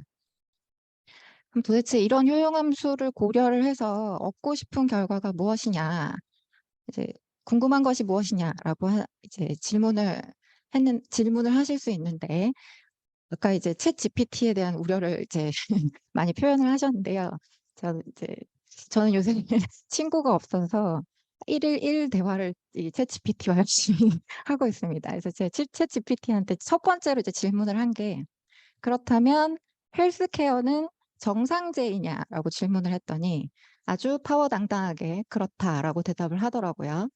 그렇다면 좋다. 그러면 건강보험은 정상제냐라고 질문을 했더니 그것도 일말의 그 망설임도 없이 정상제다라고 대답을 하길래 근데 우리 인슈런스 이코노믹스의 리터러처들을 보면 티오리에서 인간은 일반적으로 부가 높아지면 리스크 어버전이 떨어진다. 부유한 사람은 이제 스스로 감내할 능력이 되니까 리스크 어버전이 떨어질 것이고 그렇다면 보험을 덜 살 것이다라는 것이 프리딕트 돼 있지 않느냐라고 했더니 아주 빠르게 태세 전환을 하면서 네가 맞다라고 얘기를 하면서 정상제가 아니다라고 하더라고요. 그래서 다시 한번 물어봤습니다. 그래, 그럼 너는 그럼 인피리어라고 하는 거니? 라고 했더니 사과를 아주 잘하더라고요. 빠르게 사과하면서 그렇다, 인피리어다 라고 열등제다. 부가 높아지면 덜 사는 재화다라고 대답을 하더라고요. 그래서 다시 한번 또 물어봤습니다. 그렇지만 많은 프랙티셔너들이 그리고 많은 엠피리컬 스터디들이 얘기하고 있지 않느냐. 보험은 정상제라고 했더니 지금 뒤에 잘렸는데요. 제 휴대폰이 조금 후져가지고 네, 잘렸는데요. 또 아주 빠르게 사과를 하면서 미안하다. 이럴 때도 있고 저럴 때도 있다라고 대답을 했습니다. 네, 네, 그래서 예, 이 논문은 그래서 이제 이런 질문에 대답을 하기 위해서입니다. 말씀드렸듯이 많은 프랙티셔너들이 일레스터시티를 재보면 부가 높아지면 보험을 더 산다. 돈이 많아지면 더 산다. 라고 이제 이야기를 하고 있고요. 한 5, 6년 전까지 조금 핫했는데 요새는 조금 덜한 주제이긴 합니다. 마이크로 인슈어런스라고 해서 가난한 사람은 도대체 보험을 왜 사지 않느냐라고 하면 정말 다들 가장 손쉽게 첫 번째로 대답하는 것이 돈이 없으니까입니다. 하지만 이건 굉장히 좀 저희한테는 굉장히 컨플릭트가 있는 거거든요. 저희가 일반적으로 사람은 이 디크리징 ARA를 가지는 것이라고 생각을 하는데 그렇다면 돈이 많아지면 덜 사야 되고 가난한 사람은 더 많이 사야 됩니다. 하지만 이런 일은 또 현실에서 재보면 이게 일레스터시티가 항상 양수로 나오거든요. 보험에 대한 일레스터시티가 대부분 뭐 아닌 일부 연구들도 있긴 합니다. 그래서 심지어 보험이 기펜제일 수도 있다. 가격이 비싸지면 더 살 것이다 라는 기펜제일 수도 있다. 이게 인피리어니까 그럴 수도 있다라는 연구들이 있습니다. 하지만 또 한쪽에서는 실제 재화가 기펜인 것을 발견하면 너는 노벨상을 받을 것이다 라는 이야기가 있을 정도이기까지 합니다. 그래서 이론상 뭔가 이게 조금 어떤 디스크리펀시가 있으니까 이제 요거를 좀 설명을 해보자 라는 것이 이제 이 논문의 이제 시작이고요. 이제 파인딩을 이제 간단히 3가지로 이제 요약을 하면 이제 뒤에 굉장히 이제 좀 제가 이제 무리를 일으키는 이런 발표 자료를 만들었습니다만 이 발표 자료가 말로 이제 요 한 페이지를 보면 일단 첫 번째로는 다 가능합니다. 이제 다 가능한데 제가 가능한 조건을 이제 이론적으로 도출을 하는 거고요. 특히 일반적으로 저희가 생각하는 다라라는 조건이 효용함수에서 저희가 일반적으로 가정하는 요 다라라는 조건이 헬스 인슈어런스가 노말굿이라는 거랑 인컴패터블 하지 않다. 이 두 개 가치가 또 아무 상관이 없다. 이건 모순이 아니다라는 것을 이제 이야기를 하고 있습니다. 예.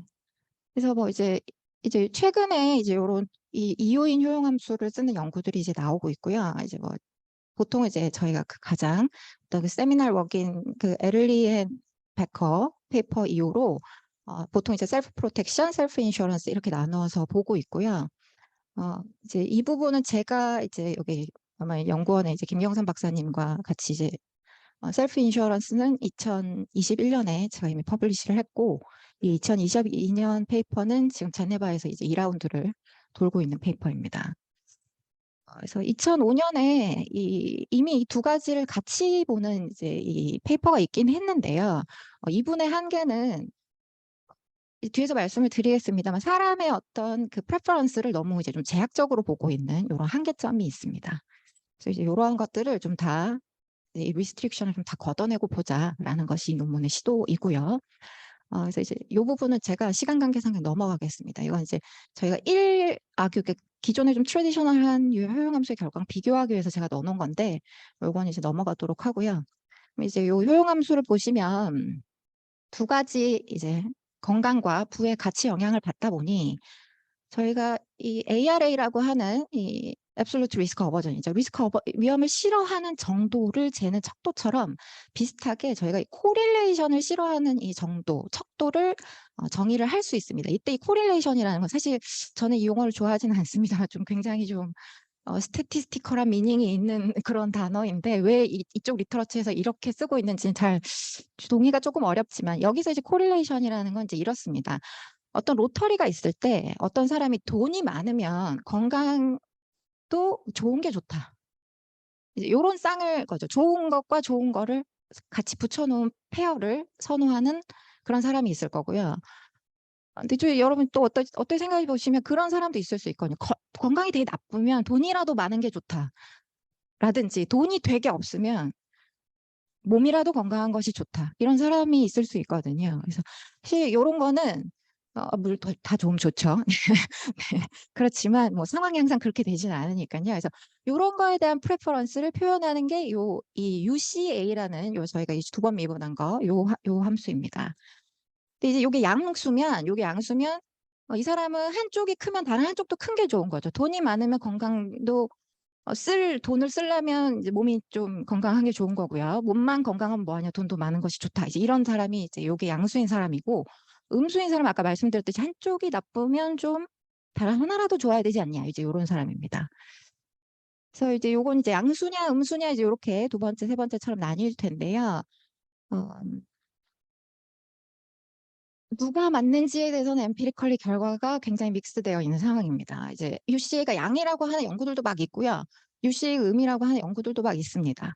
근데 이제 아무래도 저희가 분산 투자라는 개념에 좀 익숙하다 보니까 조금 UCA가 음인 거를 theoretically 조금 더 저스티파이를 하고 싶어 하는 것 같은데 잘 안 되고 있습니다. 그래서 이제 이 두 가지 척도가 다 있고요.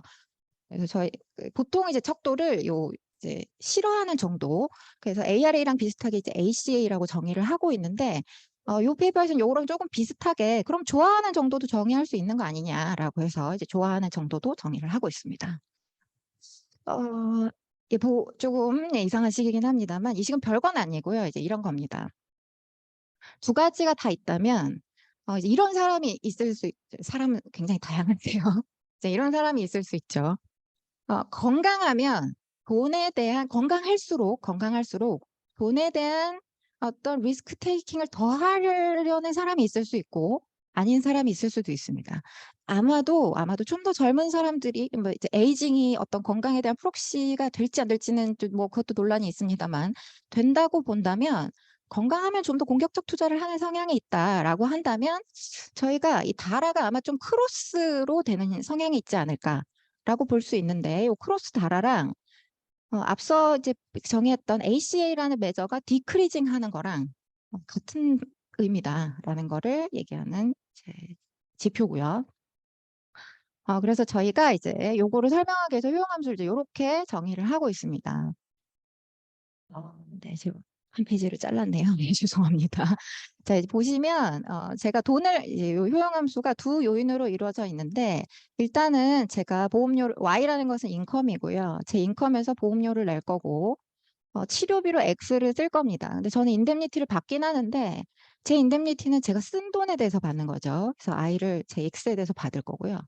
저는 헬스가 있는데 D라는 건강 손실이 발생하면 X라는 어떤 헬스케어를 위한 익스펜디처를 쓰고 그거에 따라서 어떤 RX라는 리커버리가 있을 수 있습니다. 그래서 이러한 요인에 따라서 이제 그러면 이제 옵티멀 보험이 뭐냐라고 하면 이제 예상하셨듯이 이제 일반적인 결과와는 조금 다르게 뭐 꼭 람다가 양이냐 음이냐 뭐 이런 거를 떠나서 저희가 이제 이게 비싸냐 아니냐를 떠나서도 뭐 파셜이냐 오버냐 뭐 풀이냐 이런 결과가 다 나오는 그런 결과를 볼 수 있습니다. 그래서 이제 그 다음 결과는요. 그러면 이제 뭐 저희가 이제 이 두 개가 보완제냐 대체제냐를 재는 거는 사실 뭐 힉시안 센스에서 잴 거냐 뭐 에즈워드 파레토 센스에서 잴 거냐 뭐 아주 뭐 마샬리안 센스에서 잴 거냐 아주 다양한 뭐 방법이 있는데 한 가지 방법 중에 하나가 이제 저희가 헬스케어랑 헬스 인슈어런스가 항상 컴플리먼트냐냐 서브스티튜시냐 또는 뭐 기냐 아니냐를 에즈워드 파레토 센스에서 한번 재봤는데요. 이제 그럼 컴플리먼트인 게 이제 심정적으로 조금 그럴듯하죠. 이제 아무래도 돈을 써야 그 돈 쓴 거에 대해서 인데미니티를 받을 거니까요. 그래서 그럴 때의 조건이 뭐냐라고 보면 UC분의 UCC라고 하는 거는 흔히 보는 ARA입니다. 저희가 돈에 대한 ARA 매저이고요. 그러니까 제가 돈의 변동성을 싫어하는 정도가 이 ARA가 제가 코릴레이션 되는 정도를 싫어하는 정도보다 크기만 하면 됩니다. 또는 제가 둘 다 좋아해도 되죠. 같이 가는 걸 좋아하는 사람이어도 되고 두 개가 따로 가는 걸 좋아하는데 그 따로 가는 걸 좋아하는 정도보다 돈을 싫어하는 정도가 이 돈의 어떤 변동성이 큰 거를 더 싫어하기만 하면 된다. 라는 거고요. 그래서 그럼 사람이 이제 다라면 어떻게 되느냐. 이제 저희가 이제 다라면 어떻게 되느냐를 보기 위해서 이제 저희가 이제 이러한 결과를 찾았는데요. 이제 첫 번째가 사람이 아마 돈과 건강이 같이 가는 걸 좋아하는 사람이라면 아마도 당연히 돈이 많아질수록 더 많은 치료비를 쓸 것이고 이 사람이 더 많은 치료비를 씀에도 불구하고 항상 돈이 많다고 더 많은 보험을 사는 건 아닌데 보험을 더 많이 살려면 어때야 되느냐 하면 첫 번째 이 VIY가 이 양수다라는 조건은 저희가 그냥 일반적으로 생각하는 ARA가 부가 많아지더라도 감소하지 않으면 됩니다. 뭐 증가하거나 뭐 컨스턴트거나 이러면 되고 감소하는 B가 저희가 이제 다라라고 생각하는 케이스인데요. 이때도 저희가 이제 일종의 상한을 제시를 하는 겁니다. 그래서 요 어떤 특정 요 점에서 잰 이 로컬리 요 ARA가 이 손실 상태에서의 ARA보다 이제 충분히 커야 된다 이제라는 얘기를 하고 있고요. 밑에 이제 UCA도 마찬가지 이야기입니다. 그래서 이제 뭐 저희가 이제 요 때는 노말 구신 컨디션을 찾았고요. 이제 요 뒤에는 인피리어 구신 컨디션을 이제 찾았고 이제 그러다 보니 당연히 요럴 때는 기펜굿이 될 수 있다인데 그래서 실제로 이제 효용 함수를 가지고 이제 저희가 이러한 케이스들이 어떻게 되나를 이제 찾아봤습니다. 자, 보시면 스페시픽 유틸리티를 가지고 이제 해봤는데요. 이제 첫 번째 효용 함수는 아마 이제 거시를 하시는 분이나 이제 가장 많이 보시는 함수일 텐데, 요 함수에서 이 감마가 1이냐, 1보다 작냐, 1보다 크냐에 따라서 요 함수의 성격이 나뉩니다. 1보다 작으면 요 함수는 말씀드렸던 코릴레이션을 좋아하는 사람이 되고요. 감마가 1인 케이스에는 얘는 코릴레이션이랑 아무 상관이 없는 그러니까 이제 효용함수 자체가 그냥 돈에 대한 효용함수와 건강에 대한 효용함수의 곱의 형태로 나타내는 게 두 개가 완전히 분리되어 있는 그러한 형태의 사람이고 감마가 1보다 이제 크게 되면 이제 코릴레이션 어버스 싫어하는 이제 이런 함수가 됩니다. 그래서 이런 이제 효용함수에서 실제로 보면 25, 26식에서 보시듯이 ARA가 항상 뭐 건강에서 재든지 돈에서 재든지 항상 그 ACA보다 크다는 걸 알 수가 있고요. 그래서 이 결과에 따르면 저희가 일반적으로 생각하는 범위 안에서 헬스케어는 노말굿이고 그래서 헬스 인슈어런스도 같이 노말굿이 됩니다. 그리고 이제 3번은 제가 사실 설명은 안 하고 그냥 넘어갔는데요. 이제 요거는 엠피리컬리 연구가 사실 많이 되어 있지가 않습니다. 저희가 돈이 늘어나고 돈이 줄어드는 거는 재기가 굉장히 쉬운데 어떤 사람의 건강이 더 좋아졌냐 덜 좋아졌냐는 개인이 좀 알기가 어려운 정보기도 하죠. 그래서 이건 좀 주관적인 매저로 많이 재다 보니까 결과들이 굉장히 많이 엇갈려 있습니다. 그래서 정확한 엠피리컬리 결과들을 제가 못 찾은 걸 수도 있지만 저는 이제 아직 그런 스터디는 많이 못 찾았는데 그렇다면 이제 건강이 좋아지면 이 사람은 치료비를 더 많이 쓰고 보험을 덜 살까 더 살까 이제 이런 얘기인데요. 이제 이런 결과라면 이제 더 일반적으로 생각하실 때 건강하면 좀 덜 쓰고 보험도 덜 사고 이제 이럴 것 같다라는 저희가 생각하는 일반적인 행태를 설명하는 형태를 설명을 할 수 있었고요. 두 번째도 마찬가지입니다. 이제 말씀드렸듯이 감마가 1보다 커서 코릴레이션을 싫어하는 사람의 효용함수가 되고요. 이 경우도 이 어떤 RRA가 2보다 작은 범위에서 그러니까 저희가 보통 그 렐러티브 리스크 어버전이 1에서 5 정도 사이에 있을 것이다라는 이제 많은 엠피리컬 연구들이 있습니다. 이제 그거에 맞는 범위 대충 2보다 작기만 하면 노말굿일 것이고 헬스케어도 노말굿일 것인데 마찬가지로 헬스는 좋아지면 헬스케어 비용도 덜 쓰고 보험도 덜 살 것이다. 라는 내용인데요. 이제 문제는 저런 효용함수가 이 앞서 효용함수를 보시면 굉장히 좋은 효용함수고 널리 쓰이는 효용함수지만 이 효용함수는 좀 단점이 이 ACA를 보시면 오로지 소득에서 잰 ACA는 소득에서만 영향을 받고요. 헬스에서 이 ACA는 또 헬스에만 영향을 받습니다. 그러니까 다른 어떤 그 크로스 그 이펙트가 없는 상황이죠. 그래서 크로스 이펙트가 있는 거를 보기 위해서 이제 이런 함수를 하나 고려를 해보면 또 이효용 함수는 이제 ARA와 ACA가 같습니다. 그러니까 얘는 이제 위험을 싫어하는 정도랑 코릴레이션을 싫어하는 정도가 똑같은 굉장히 좀 너무 좀 특수한 경우가 나오긴 합니다만 이제 이러한 경우라면 건강보험이 인피리어가 나오고요. 이제 반대로 이 경우는 건강이 좋아지면 보험은 여전히 적게 사는데 헬스케어를 더 많이 쓴다라는 결과가 이제 나옵니다. 실제로 헬스케어 익스펜디처가 돈이 많다고 더 쓰느냐 덜 쓰느냐도 사실 엠피리컬리 보면 굉장히 연구들이 믹스돼 있거든요. 그래서 이제 그게 저희는 이제 조심스럽게 이러한 인간의 프레퍼런스가 좀 영향을 미칠 수 있는 거 아니냐라는 이제 내용 그 주장을 이제 조심스럽게 해보는 것으로 이제 이 논문을 이제 쓴 거고요. 요약을 하기보다는 그래서 저 이제 이 논문은 뒤에 이제 지금 제가 2가지 정도로 지금 디벨롭을 하고 있는데요. 하나는 엑스포스트한 모럴 해저드가 있는 케이스입니다. 항상 이 모럴 해저드 때문에 이제 부분 보험을 줘야 되고 계약자에게 더 많은 패널라이즈를 해야 된다라고 이야기를 하고 있는데 이제 이러한 형태의 효용 함수에서는 조금 다른 결과를 얻을 수 있어서 저희가 이제 그런 시도를 좀 하고 있는 이제 그런 상황입니다. 네, 들어주셔서 감사하고요. 이것으로 발표를 마치겠습니다. 네, 홍주민 교수님 감사합니다. 최근에 챗 GPT랑 대화를 통해서 상당히 발표를 너무 재미있게 해주셨어요. 네, 아주 재밌었습니다. 오늘 토론은 2분, 먼저 이양석 교수님에게 부탁드리고 2번째 황진태 교수님에게 부탁드리겠습니다. 토론은 죄송하게도 한 5분 정도 부탁드리겠습니다. 네, 안녕하세요. 성균관대학교 이양석입니다. 슬라이드 준비한 게 있어서 위주로 발표해 드리도록 하겠습니다. 홍지민 교수님께서 굉장히 연구를 많이 하시고 또 이런 여러 가지 핫 토픽들을 많이 하셔서 제가 상당히 자극도 많이 되고 또 팔로워로서 연구도 많이 하게 돼서 좋습니다.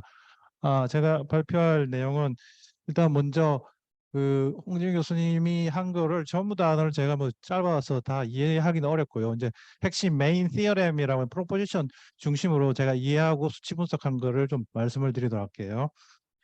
먼저 이제 제가 초점을 맞추는 거 일단 제일 기본적으로 제가 제일 좋아하는 유틸리티 펑션에 요거를 이제 적용을 해가지고 홍지민 교수님이 만드신 여러 가지 정리들을 제가 분석해서 좀 설명을 해드리도록 할게요. 근데 이제 그걸 적용을 하다 보니까 유틸리티를 일단 정의를 해야 되고요. 그래서 이제 돈에 대한 부분과 아니면 뭐 일반 소비가 될 수도 있고요. 아니면 여기는 이제 건강 상태에 대한 부분이 있습니다. 그게 이제 있고요. 그 다음에 이제 여기서 초점은 이제 헬스케어에 대해서 이제 비용이 발생하고 그래서 이제 회복이 되는 게 있습니다 보면은. 그래서 건강이 증진되는 제는 그런 측면에서 이제 펑션을 이제 홍준 교수님 논문에 제시 않았는데 제가 일단 임의로 하나 만들어 봤습니다. 그래서 이제 X가 이제 자기가 이제 헬스케어 비용을 지출하는 거죠. 비용을 지출하면 이제 이렇게 올라가지만은 이제 이게 효과가 약간 감소하는 그런 형태로서 이제 정리를 해보았습니다. 그래서 이제 그렇게 해 보니까 이제 뒤에 보시면은 이제 뭘 했느냐면 이제 여기서 핵심이 이제 H입니다. H가 0.5를 제가 쓴 거는 이제 한 50년 일을 한다는 생각으로, 그러니까 1이 100년 일을 한다고 생각하면 여기 0.5는 한 50년 일을 하는 겁니다 보면은. 그리고 이제 Y는 이제 뭐 50년 살 수 있는 돈이 있다고 생각하고요. 그다음에 이게 이제 사고 날 확률이 10%입니다 보면은. 그리고 이제 여기서 이제 부가보험료가 이제 뭐 안 할 수도 있고 그다음에 4% 할 수도 있고 8% 더 이제 순보험료보다 더 받을 수가 있겠죠 보면. 그런 이제 세팅을 해봤고요. 그다음에 이제 자기 건강 상태가 이제 0.5에서 한 4% 4 정도 됐다는 것은 한 8% 정도 건강이 떨어진 걸 얘기합니다 보면은. 그다음 신체적인 능력이고요. 그다음에 이제 이 베타라고 하는 거는 이제 회복에 대한 테크놀로지, 의료라든지 뭐 여러 헬스케어의 테크놀로지 수준을 이제 제가 베타로서 표현을 해놨고요. 보면 간만에 어차피 이건 효용함수의 파라메타입니다 보면은. 그래서 이제 그거를 가지고 이제 분석을 해보면은 이제 이것보다는 뒤에 걸 보여드릴게요. 그래서 이제 보시면 이제 뭐냐면 이제 그 사고 강도가 이제 높아졌을 경우에는 이제 여기서는 이제 그냥 순보험료만 받은 경우고요. 여기는 이제 부가보험료 4% 추가, 여기 부가보험료 8% 추가입니다. 그래서 이제 유틸리티가 이제 사고 강도가 높으면 이제 유틸리티는 떨어지게 돼 있고, 물론 여기서는 최적 보험을 구입을 한 겁니다. 보면은. 그런데 이제 빨간색이 이제 보험을 구입한 거고요. 그다음에 파란색이 보험 구입한 거고, 빨간색은 보험 구입하지 않은 겁니다. 그래서 이제 보통 보면 이제 보험 구입하지 않은 것들이 이제 보험을 안 산 것이 보험 산 것보다는 효용이 낮은 걸로 나오는데, 사업비가 높아지면은 그만큼 이제 인간이 기분이 나쁠 수 있겠죠. 그렇기 때문에 이제 그 보험을 하지 않은 거와 보험을 한 거가 그 크로스 오버가 또 될 수도 있습니다만, 어쨌든 현재까지는 이제 비슷하게 나오는 걸로 밝혀봤고요.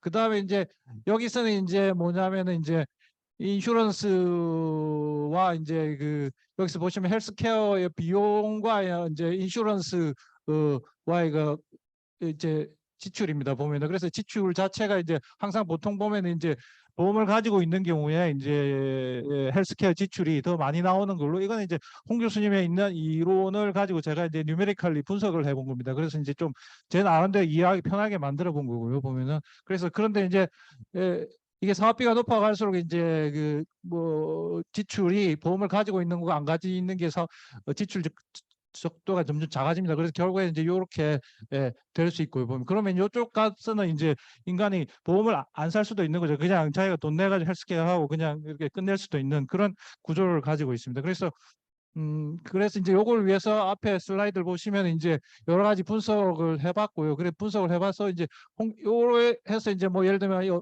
파샤를 구입하느냐 아니면 오버를 구입하느냐 하는 거는 다 이제 제가 유틸리티를 맥시마이즈해서 보험 사는 거와 안 사는 거 유틸리티를 맥시마이즈해서 최적의 이제 균형이 뭐냐는 걸 도출을 해보고 두 개를 비교를 해서 이제 해봤는데요. 그걸 해보니까 홍 교수님이 만드신 그 프로포지션에 있는 각각의 이제 그 컴포넌트들의 좋은 성질들하고 부합합니다. 그래서 뭐 약간의 검증을 해봤다라고 볼 수가 있고요. 그리고 이제 경우에 따라서는 요 같은 경우는 이제 보험이 없는 경우가 이제 최적도 발생을 합니다. 보면은. 그래서 이제 여기 이제 홍 교수님이 제시한 그 부등식을 만족을 하는 조건이 여기서도 존재하고요. 근데 제가 이걸 하면서 제일 초점을 맞췄던 거는 언제 풀 인슈런스를 전부 보험을 가입할 수 있느냐는 조건을 찾는 거였는데 이 이그젬플에는 없습니다. 보면은. 근데 이제 제가 보기에는 그거는 이제 뭐랄까요, 이게 리커버리 펑션에 대해서 상한을 두거나 아니면은 보험에서 그 오버 인슈런스를 금지하도록 하거나 그럴 경우에 제가 보기에는 발생할 수 있을 것 같은데, 그게 대해서는 제가 이제 홍 교수님께 좀 질의사항이 있습니다. 그리고 이제 이 논문이 굉장히 좋은 이유는 뭐 수식 때문에 좋다는 표현은 아니고요. 그 좋은 이유는 이제 제가 하는 연구하고 연결고리가 있기 때문에 이제 제가 이 논문을 굉장히 좋아하게 되는데요. 이제 제가 하는 연구는 약간 이제 미시경작진 연구도 있고 이제 거시경작진 연구가 있는데, 지금 보시면 이제 제가 이제 이걸 한 12년 정도 고민해 봤는데요.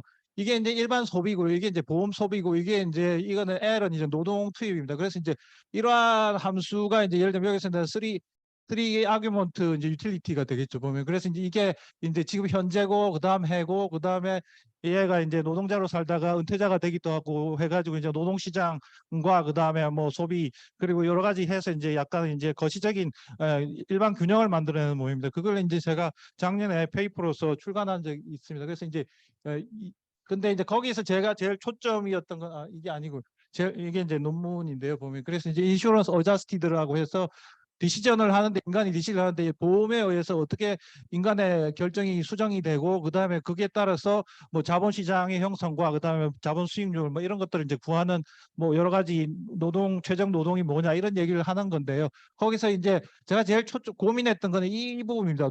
과연 유틸리티에서 보험의 소비를 어떻게 표현할 거냐 하는 문제였거든요. 그래서 여기서는 궁극지책으로 인덴니티 여기서는 이제 모신 티어렘 같은 거에서 이제 풀 인슈런스를 기본적으로 준다. 근데 이제 거기에서 공보험과 사보험이 나눠서 풀 인슈를 주는 거고 그다음에 공보험보다는 사보험을 구입함으로써 유틸리티가 높다. 왜?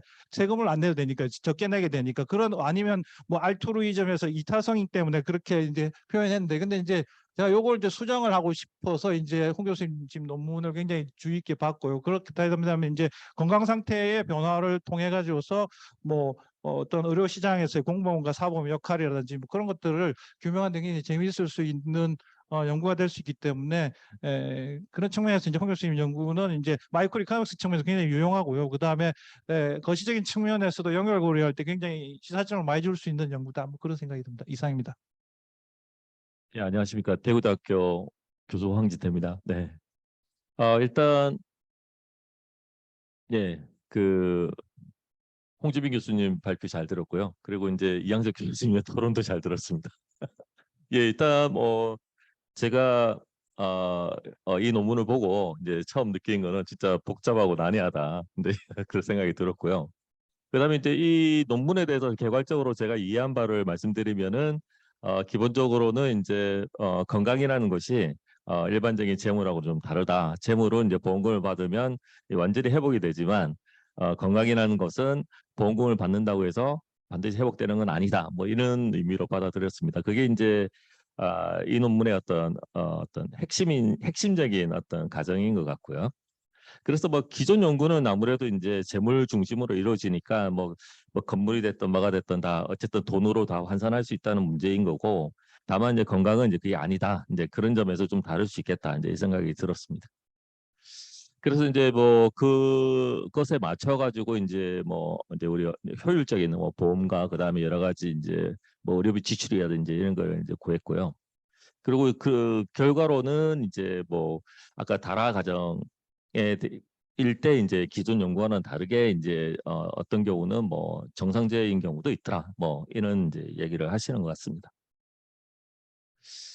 자, 근데 논평을 좀 드리자면은 이제 이게 앞서 이제 이 논문의 모티베이션이라고 하면은 기본적으로는 이제 선행 연구 이야기를 하시는데, 이제 어떤 많은 실증 연구에 있어서 이제 결국에는 소득이 늘어났지만 그랬지만 이제 보험 수요는 줄지 않았다. 건강보험 수요는 줄지 않았다. 이렇게 하셨는데, 사실은 이제 이 논문이 이론 논문이다 보니까 너무 이제 처음부터 끝까지 이제 이론만 이렇게 있잖아요. 그거보다는 앞부분에는 어떤 그런 이제 실증 결과를 좀 약간 제시를 해주시면 우리가 좀 더 좀 더 신뢰 가능한 얘기가 아닌가. 뭐 심지어는 이제 뭐 어떤 그 인용 자체도 없이 그냥 뭐 많은 연구가 그렇다라고만 이제 이렇게 돼 있더라고요. 그래서 기본적으로는 어떤 좀 실증 연구의 결과를 좀 미리 좀 사전적으로 좀 이렇게 제시를 해주시고, 그걸 가지고 이제 독자들이 볼 때 정말 그렇구나라고 먼저 인식을 한 다음에, 그다음에 이제 그러면 왜 이 앞선 선행 연구에서는 뭐 열등제 또 아니면 뭐 기펜제까지 이야기했는데 왜 노멀구시가, 그 부분에 대해서 이제 논리적으로 이론을 전개해 나가는 게 순서적으로 맞지 않나, 이제 이 생각이 들었습니다. 그래서 좀 그런 식으로 논문을 조금 해주시면 더 좋지 않겠냐라는 생각이 들었고요. 그다음에 이제 좀 말씀을 드리면 서론에 다짜고짜로 다라 카라 막 나옵니다. 예, 그런데 저 같은 경우는 뭐 저 부분을 연구하고 있는 건 아니기 때문에 갑자기 다라가 뭔지 카라가 뭔지가 모르거든요. 적어도 이제 그렇게 하시려면은 뭐 풀네임을 달아주신다거나, 아니면 이제 저는 이제 그래서 제가 좀 찾아봤는데, 제가 뭐 이양석 교수님만큼 못했는데 제가 찾아본 바로는 보시면은 이제 뭐 이런 식으로 이제 유틸리티 펑션이 있는 거죠. 가장 간단한 유틸리티 펑션이 있고, 그거에 이제 우리가 이제 앱솔루트 리스크 버전이라고 하죠. 그걸 구하면 이제 C분의 1이 되는데, 결국엔 다라라는 게 이제 C가 저기 C가 Y가 될 수도 있는 거죠. 그러니까 어떤 재산이 늘어나면은 이제 리스크 버전이 이제 줄어든다. 뭐 저런 것들을 약간의 이제 서론이라든지 어떤 그런 게 약간씩 보여주시면은 좀 독자가 이해하는데 좀 쉽지 않겠냐는 생각이 좀 들었고요. 어쨌든 전체적으로 바로 이론이 바로 들어가서 바로 막 나오기 때문에 아마 좀 따라가기가 쉽지 않겠다라는 생각이 들어가지고 좀 그 부분을 좀 친절하게 해주시면 좋지 않을까, 이 생각이 들었습니다. 그 다음에 이제 아까 이제 이양석 교수님께서 보여주신 것처럼 이 모형이 이게 추상적인 효용함수 위주로만 돼 있어요. 뭐 그것도 할 수는 있는데, 때로는 이제 이거를 이제 파라미터라이제이션이라고 하죠. 예를 들어 구체적인 효용함수를 제시를 해서, 왜냐하면은 효용함수라는 것은, 구체적 함수라는 것은 그 안에 모수가 있잖아요. 그 모수가 가끔은 큰 경제적 의미를 가지는 경우가 많거든요. 그래서 그 모수에다가 인위적으로 우리가 이제 뭐 값을 줘서 캘리브레이션 한다든지 그럴 수 있는 여지가 있기 때문에, 뭐 전체적으로 뭐 효용함수가 이렇게 생겨서 다 이런 뭐 이렇게 되면 이렇게 되고 그런 것도 좋지만, 그보다는 약간 파라미터라이제이션을 해서 좀 제시를 해주시면 우리가 경제적 의미를 좀 살릴 수가 있고, 그 다음에 이제 실증 연구하시는 분들은 그 모형을 바탕으로 해서 우리가 이제 실증 분석도 할 수가 있는 것이죠. 예를 들면 그 모수가 우리나라 같은 경우는 어느 정도 나오는지 뭐 그런 거를 할 수가 있기 때문에 좀 이렇게 추상적인 효용 함수보다는 구체적인, 그러니까 일반성을 해치지 않는 범위 내에서 어떤 구체적인 효용 함수를 제시하셔가지고 해주시면 아마 이양석 교수님께 연구에도 많이 도움이 될 것 같고요. 예, 그래서 그런 식으로 한번 해보시는 것도 좋지 않을까 이런 생각이 들었습니다.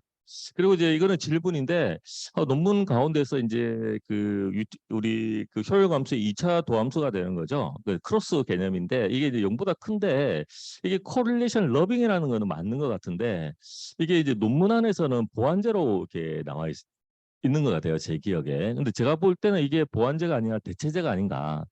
왜냐면은 우리가 이제 C라는 이제 어떤 한계 효용이라는 것이 A가 증가할 때 C에 관련된 한계 효용이 증가한다는 얘기는 결국에는 C가 감소한다는 의미죠. 한계 효용을 체감하니까. 그렇죠? 그렇게 되면은 결국 A는 증가하는데 C는 감소하기 때문에 보완제 개념이 아니지 않느냐는 생각이 다시 들었어요. 그래서 제가 이제 좀 찾아봤는데 어떤 워킹 페이퍼가 있었는데 뭐 저자 이름도 없고 그냥 뭐 인터넷에 떠돌아다니는 어떤 뭐 그런 문서인데 보니까 이렇게 돼 있는 거예요. 그죠? 이게 보면은 이렇게 돼 있어요. 그래 놓고 이제 컴플리멘터리라고 돼 있거든요. 이 0보다 작잖아요. 0보다 작으면은 여기가 우리가 컴플리멘터리면 저기가 이제 서브스티튜터블한 거죠. 그래서 제가 볼 때는 뭐가 만든지는 저도 잘 모르겠습니다. 잘 모르겠는데 이 부분에 대해서는 좀 확인 한번 해보시는 게 좋지 않겠냐 생각이 들었고요.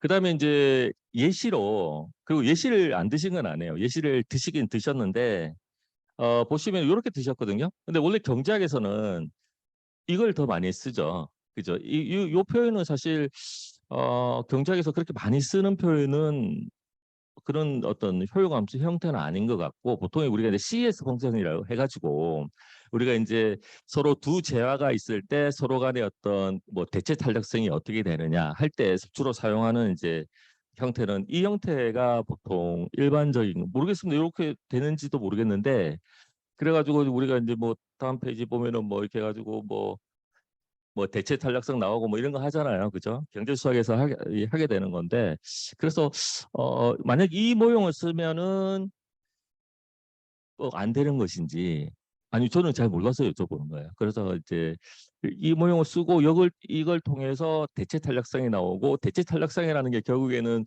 우리가 이제 서로 보완제냐 대체제냐 뭐 이런 걸 이야기하는 거잖아요. 그렇기 때문에 여기 좀 이 모형이 좀 더 일반적이어서 한번 말씀을 드리는 겁니다. 예, 저는 이 정도 하겠습니다. 두 분 토론이 아주 쫄깃쫄깃 아주 좋았던 것 같습니다. 네, 혹시 우리 플로어에서 뭐 코멘트 또는 질문 있으시면 손 드시면 될 것 같습니다. 네.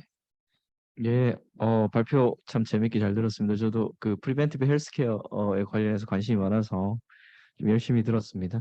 저도 다라가 뭔지 몰랐는데 잘 설명해 주셔서 감사하고요. 저는 여기 파이낸셜 이코노믹스를 조금 관심이 있어서 그런 관점에서 좀 보면은 지금 뭐 유틸리티 컵더 글라스 형태로 아까 보여주신 것 같고, 그죠? 그래서 저는 궁금한 게 이게 에이전트가 지금, 그러니까 이퀄리브리엄이 어떻게 좀 형성되어 있는지 잘 모르겠거든요. 그래서 에이전트가 한 명인지 아니면 멀티플 에이전트로 들어가면은 이제 헬스 상태도 다르고, 그 다음에 웰스의 레벨도 좀 다르고, 이제 그런 것들을 좀 같이 보면은 그룹별로 좀 다른 인터액션 같은 것도 나올 수도 있고 그렇지 않을까 하는 생각이 좀 있었고요. 그 다음에 이걸 할 때 중요한 거는 아마 멀티 피리어드를 보면 좋을 것 같은데, 멀티 피리어드를 지금 하고 계신지를 제가 논문을 보지 않아서 잘 모르겠습니다. 그래서 멀티 피리어드를 하게 되면은 젊었을 때랑 나이 들었을 때랑 레이버 인컴이랑 이게 헬스케어가 밀접한 관련이 보통 많이 있는 것 같더라고요. 그리고 관련된 복지도 같이 연결되어 있고, 그래서 멀티 피리어드를 보면서 캘리브레이션을 좀 해서 젊었을 때랑 늙었을 때랑, 그때 이제 부가 계속 쌓여가니까, 부가 쌓여가면은 여기 나온 결과들이 연령대별로 좀 그렇게 나올 수도 있다는 생각이 좀 들기는 했거든요. 제가 정확하게 이해했는지는 모르겠지만, 그래서 그런 것들은 어떻게 생각하시는지 좀 궁금합니다. 네, 감사합니다. 자, 전체에 대한 리스폰스 코멘트 홍진민 교수님에게 부탁드리겠습니다. 예, 좋은 코멘트 다 주셔서 감사하고요. 제가 역순으로 답변을 드리도록 하겠습니다. 먼저 장봉국 교수님이 말씀해 주신 것에 답변을 드리면 이 논문은 스태틱 이퀄리브리엄을 다루고 있는 모양이고요. 그러다 보니까 이제 가장 편한 호모지너스한 컨슈머를 다루고 있습니다. 근데 말씀하신 것처럼 멀티 피리어드로 이제 확장을 하고 또 헤테로한 컨슈머들을 이제 다루는 거를 고려해 볼 수 있죠. 근데 이제 그건 제가 다음 연구로 열심히 연구를 해보도록 하고요. 부가 쌓이는 효과를 사실 그건 이제 좀 다른 주제로 해야 될 것 같습니다. 이 논문 이제 주제가 인피리어냐 노말이냐이잖아요. 근데 거기서 시간이 지남에 따라 쌓이는 부의 효과를 넣기 시작하면 이제 그거 자체가 이 논문의 핵심을 좀 흐트리는 결과가 있어서 이제 그건 제 차후에 따로 이양석 교수님의 도움을 받아 캘리브레이션을 열심히 해서 네, 다른 또 것으로 생각을 해보도록 하겠습니다. 그리고 그 황진태 교수님께서 말씀해 주신 것처럼 제가 이제 이 스텔라이즈드 팩트를 전부 다 지금 본문에 들어가 있거든요. 전부 다 그 어떤 엠피리컬 결과들 누가 뭐라고 했다는 게 다 정리들 뒤에 들어가 있는데 말씀하신 것처럼 제가 인트로를 좀 다 당기도록 하겠습니다. 그거를 앞부분에 쓰자니 지금도 인트로가 좀 길어가지고 제가 뒤로 넣었는데 이제 그런 말씀해주신 스타일라이즈드 팩터들을 좀 앞으로 넣도록 하고요. 수식이 난해한 건 저도 이걸 하면서 굉장히 그 농민적 근면성을 가지고 작업을 하다 보니 굉장히 좀 노동집약적이었는데 네, 저도 좀 더 간단하게 하고 싶은데 이제 그건 제 마음대로 되는 일이 아닌 것 같고요. 안 그래도 지금 코릴레이션 러빙한 케이스에 제가 효용함수를 뭘 좀 더 써볼까 하고 고민을 하고 있었는데 제시해 주신 CS 효용함수를 고려를 하면 조금 더 좋을 것 같아서 제가 이제 그거를 좀 더 열심히 고민을 해보도록 하겠습니다. 근데 아까 그 에즈워드 파레토 센스의 컴플리먼트는 이제 그 균형에서 UCA가 양수라는 거는 이제 A를 더 쓰면 UC가 올라가니까 이제 균형으로 돌아가려는 성질 때문에 C를 더 써야 되잖아요. UC가 커 있으니까 C를 더 써서 UC를 줄이도록 하는 거거든요. 그래서 그런 의미에서 A가 증가하면 C를 더 써야 된다라는 의미에서 에즈워드 파레토 센스의 컴플리멘터리티라고 하는 거고 저 페이퍼는 제가 본 적이 없어서 저는 아까 들어주신 그거는 제가 처음 보는 그 지표여가지고 저도 다시 한번 찾아보도록 하겠습니다. 근데 에즈워드 파레토 센스 이거는 이제 이쪽 리터러처들에서 굉장히 많이 쓰고 있는 개념이긴 합니다. 그리고 그 이양석 교수님께서 말씀해주신 이제 리커버리 펑션은 사실 이 논문에서는 제가 아주 구체적으로 리커버리 펑션을 생각해 보진 않았습니다.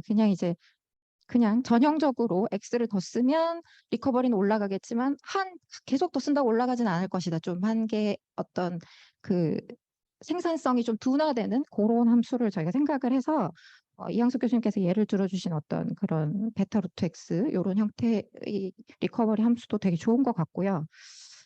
일단 지금 제시해 주신 얘는 감마가 0.5기 때문에 이 코릴레이션 러빙한 케이스긴 합니다. 그래서 저도 좀 더 이제 캘리브레이션을 조금 더 생각을 해봐야 되는데 지금 제가 생각한 어떤 세 가지의 효용함수가 너무 좀 글로벌리하게 ARA랑 ACA가 어떤 부동호가 정해져 버리기 때문에 너무나 이 프로포지션의 결과를 좀 재미없게 디스크라이브 하는 면이 좀 있어요. 그래서 황진태 교수님께서 말씀해 주신 효용함수를 가지고 제가 조금 더 후반 작업을 좀 더 해보도록 하겠습니다. 예, 좋은 말씀해 주셔서 감사합니다. 네, 대단히 감사합니다. 오늘 그 제3회 보험연구원 보험학자 공동 세미나 겸 제36회 산학 세미나는 세 편의 논문을 발표를 했는데요. 저는 개인적으로 그 공부를 깊이 해본 적은 없습니다만 우리나라 동양학 공부하시는 분들 얘기를 들으니까 그 흔히 말하는 이게 퇴계가 주장하는 이, 그다음에 율곡이가 말하는 그 기, 그에 대해서 굉장히 진지하고 열띤 그런 세계의 본질과 현상 이런 거라고 얘기를 하는데 토론이 있었다고 하더라고요. 저희들이 사이버 시대 때문에 코로나 때문에 사실은 그런 진지한 토론이 좀 없었고 오늘도 어떻게 보면 조금 많은 페이퍼가 짧은 시간에 대해서 하시고 싶은 말씀이 굉장히 많으셨을 텐데 조금 줄인 것 같습니다. 다른 우리 학회나 또는 산학 세미나에서 이런 토론의 기회 더 아주 많았으면 좋겠습니다. 여기서 마치도록 하겠습니다. 감사합니다.